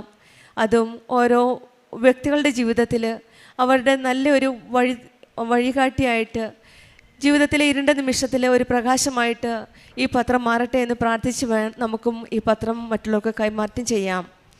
പിന്നീടുണ്ടായിരുന്ന ഉടമ്പടി സാക്ഷ്യത്തിൽ ഇവിടെ രോഗസൗഖ്യമാണ് പറഞ്ഞത്. ആ രോഗസാക്ഷ്യത്തിലും കഴുത്തിലുണ്ടായിരുന്ന മുഴയും പിന്നെ പല രോഗസൗഖ്യത്തിൽ ഇവിടുന്ന് ലഭിച്ച ഉടമ്പടി വസ്തുക്കളാണ് ഉപയോഗിച്ചത്. ആ വസ്തുക്കൾ ഉപയോഗിച്ചപ്പോഴാണ് ഇവർക്ക് രോഗശാന്തി ലഭിച്ചത്. പിന്നീടുണ്ടായിരുന്ന മകളുടെ പഠിത്തത്തിലെ വിദ്യാഭ്യാസത്തെ പറ്റിയാണ്. ഈ മകളും ഇവരുടെ ജീവിതത്തിൽ നമ്മൾ ഒരു കാര്യം കാണുന്നത് ഒരു വിശ്വാസത്തിൻ്റെ ഒരു നല്ല കൈമാറ്റമാണ്. അച്ഛന് ആദ്യം വന്ന് ഉടമ്പടി എടുത്തു, അമ്മ ആദ്യം വന്ന് ഉടമ്പടി എടുത്തു. പിന്നെ അച്ഛന് വരാനുള്ള സാഹചര്യമല്ലായിരുന്നു. പിന്നീട് അച്ഛൻ വന്ന് ഉടമ്പടി എടുത്തു. മകൾക്ക് 18 വയസ്സ് തികഞ്ഞപ്പോഴേ മകളും വന്ന് ഉടമ്പടി എടുത്തു. ഇതാണ് വിശ്വാസ കൈമാറ്റം. നമ്മൾ ജീവിതത്തിൽ നമ്മുടെ കുടുംബത്തിൽ കൈമാറുന്ന ഒരു വലിയൊരു കാര്യമാണ്. മകൾ പിന്നീട് മകളുടെ നിയോഗങ്ങൾ സമർപ്പിച്ചാണ് അച്ഛനും അമ്മയ്ക്കും വേണ്ടി പ്രാർത്ഥിച്ചു. പിന്നെ മകളുടെ ഈ പഠിത്തത്തിൻ്റെ വിദ്യാഭ്യാസ കാര്യങ്ങൾക്ക് വേണ്ടിയിട്ട് അവളുടേതായ രീതിയിൽ അവൾക്ക് ആ നിയോഗം സമർപ്പിച്ച് പ്രാർത്ഥിക്കുവാൻ സാധിച്ചു. ഇപ്പോൾ നമ്മൾ ബഹുമാനപ്പെട്ട ജോസഫ് അച്ഛൻ പറയുന്ന പോലെ നമ്മുടെ മക്കൾ 18 വയസ്സാകുമ്പോൾ 16 വയസ്സ് മുതലേ നമുക്ക് ഉടമ്പടി എടുത്ത് അവരുടെ നിയോഗങ്ങൾ, കാരണം അച്ഛനും അമ്മയ്ക്കും എഴുതാൻ ബുദ്ധിമുട്ട് കാണും, അവർ ആഗ്രഹിക്കുന്ന കാര്യങ്ങൾ എഴുതി നിയോഗം സമർപ്പിക്കുവാൻ. അതുകൊണ്ട് നമ്മുടെ മക്കൾ 16 വയസ്സ് 17 വയസ്സാകുമ്പോൾ അവരവരുടേതായ നിയോഗങ്ങൾ സമർപ്പിച്ച് അവരുടേതായ ഉടമ്പടി ജീവിതം നയിക്കുമ്പോഴാണ് അവരുടെ ജീവിതത്തിലും പുത്തൻ വഴികൾ ഈശോയും അമ്മയും തുറന്നു കൊടുക്കുന്നത്. നമ്മളുടെ ജീവിതത്തിൽ നമ്മുടെ മക്കളെയും നമ്മുടെ വിശ്വാസ ജീവിതത്തിലേക്ക് അവരെയും മുന്നോട്ട് നയിക്കുവാൻ നമുക്കും ശ്രമിക്കാം. പിന്നെ ഈ മകൾ വന്ന് അച്ഛൻ്റെ അരികിൽ വന്ന് വീണ്ടും അവൾ അച്ഛൻ്റെ അനുഗ്രഹം മേടിച്ചപ്പോഴും എങ്ങോട്ട് പോകണം, ഏത് യൂണിവേഴ്സിറ്റിയിൽ പോയി പഠിത്തം കണ്ടിന്യൂ ചെയ്യണമെന്ന് പറഞ്ഞപ്പോഴും അച്ഛൻ പറഞ്ഞൊരു വാക്കുകൊണ്ട്, പോയി രക്ഷപ്പെടും മോളേന്ന്. അച്ഛൻ്റെ അനുഗ്രഹം മേടിച്ചാണ് ഇവർ ഓരോ കാര്യങ്ങളും മുന്നോട്ട് പോയത്. പിന്നീട് ഈ മകൾ പറഞ്ഞ സാക്ഷ്യത്തിൽ വേറൊരു കാര്യം, യൂണിവേഴ്സിറ്റി സെലക്ട് ചെയ്യാനായിട്ടൊരു കൺഫ്യൂഷനിലായപ്പോൾ ഈ മകൾ യൂട്യൂബ് സെലക്ട് ചെയ്തപ്പോൾ അവിടെ ഒരു ടെസ്റ്റ് മണി കേൾക്കാൻ ഒരു സാക്ഷ്യം കേട്ടു. അവിടെ നിന്നുമാണ് ആ മകൾക്ക് യൂണിവേഴ്സിറ്റി സെലക്ട് ചെയ്യാൻ സാധിച്ചത്. നമ്മൾ ഓരോ പ്രാവശ്യവും ദൈവത്തോട് മുട്ടിപ്പായിട്ട് പ്രാർത്ഥിക്കുമ്പോൾ ഈശോ പല രീതിയിലാണ് ഈശോയും അമ്മയും നമ്മുടെ കാര്യങ്ങളിൽ ഇടപെടുന്നത്. ഒരുപക്ഷെ യൂട്യൂബിൽ കൂടി ആയിരിക്കാം, ഒരുപക്ഷെ പത്രത്തിൽ കൂടി ആയിരിക്കാം, ഒരുപക്ഷെ നമ്മുടെ വീട്ടിൽ വരുന്ന പ്രേക്ഷകരിൽ കൂടി ആയിരിക്കാം. പല രീതിയിലാണ് ഈശോയും അമ്മയും നമ്മുടെ കാര്യങ്ങളിൽ ഇടപെടുന്നത്. നമ്മൾ ആ ഈശോയുടെ ഇടപെടൽ മനസ്സിലാക്കി നമ്മുടെ ജീവിതത്തിൽ ഈശോയുടെ സാന്നിധ്യം നമ്മുടെ ജീവിതത്തിൽ മനസ്സിലാക്കാനും നമുക്കും പ്രാർത്ഥിക്കാം. പ്രാർത്ഥിക്കുകയും യാചിക്കുകയും ചെയ്യുന്ന എന്തും ലഭിക്കുമെന്ന് വിശ്വസിക്കുക എന്നാണ് വിശുദ്ധ മർക്കോസിൻ്റെ സുവിശേഷത്തിൽ 11-ാം അധ്യായം 24-ാം വചനം പറയുന്നത്. നമുക്കും പ്രാർത്ഥനയും വിശ്വാസവും ശക്തമാക്കി നമുക്ക് ഈശോയും അമ്മയോടും ഒരു നല്ല ബന്ധം സ്ഥാപിക്കാം. നമ്മൾ അപേക്ഷിക്കുന്ന കാര്യങ്ങളെല്ലാം ചെയ്യാൻ കഴിവുള്ള ഒരു ദൈവമാണ്. നമ്മുടെ കാര്യങ്ങളെല്ലാം ഈശോയുടെ അടുക്കിലേക്ക് കൊണ്ടുപോകാൻ പറ്റാവുന്ന ജീവനോടെ പ്രത്യക്ഷപ്പെട്ട ഈ അമ്മയാണ് ഈ ആലയത്തിലുള്ളത്. നമുക്ക് നമ്മുടെ എല്ലാ കാര്യങ്ങളും സമർപ്പിച്ച് യഥാർത്ഥ വിശ്വാസം നമ്മൾ പ്രവൃത്തിയിലേക്ക് കൊണ്ടുവന്ന് അമ്മ പറഞ്ഞതുപോലെ അവൻ പറയുന്നത് ചെയ്യുക എന്നാണ് വചനത്തിൽ വിശ്വസിച്ച് ആ വചനം പ്രാവർത്തികമാക്കി നമ്മുടെ ജീവിതത്തിൽ ഉടമ്പടി നിബന്ധനകളനുസരിച്ച് ആത്മാർത്ഥമായിട്ട് മുന്നോട്ട് നയിക്കാം. സന്തോഷിനും കുടുംബത്തിനും ലഭിച്ച വലിയ വലിയ വലിയ അനുഗ്രഹങ്ങൾക്കും കൃപകൾക്കും നമ്മൾക്ക് കരങ്ങളടിച്ച് ദൈവത്തെ മഹത്വപ്പെടുത്താം. യേശുവേ നന്ദി, യേശുവേ സ്തുതി.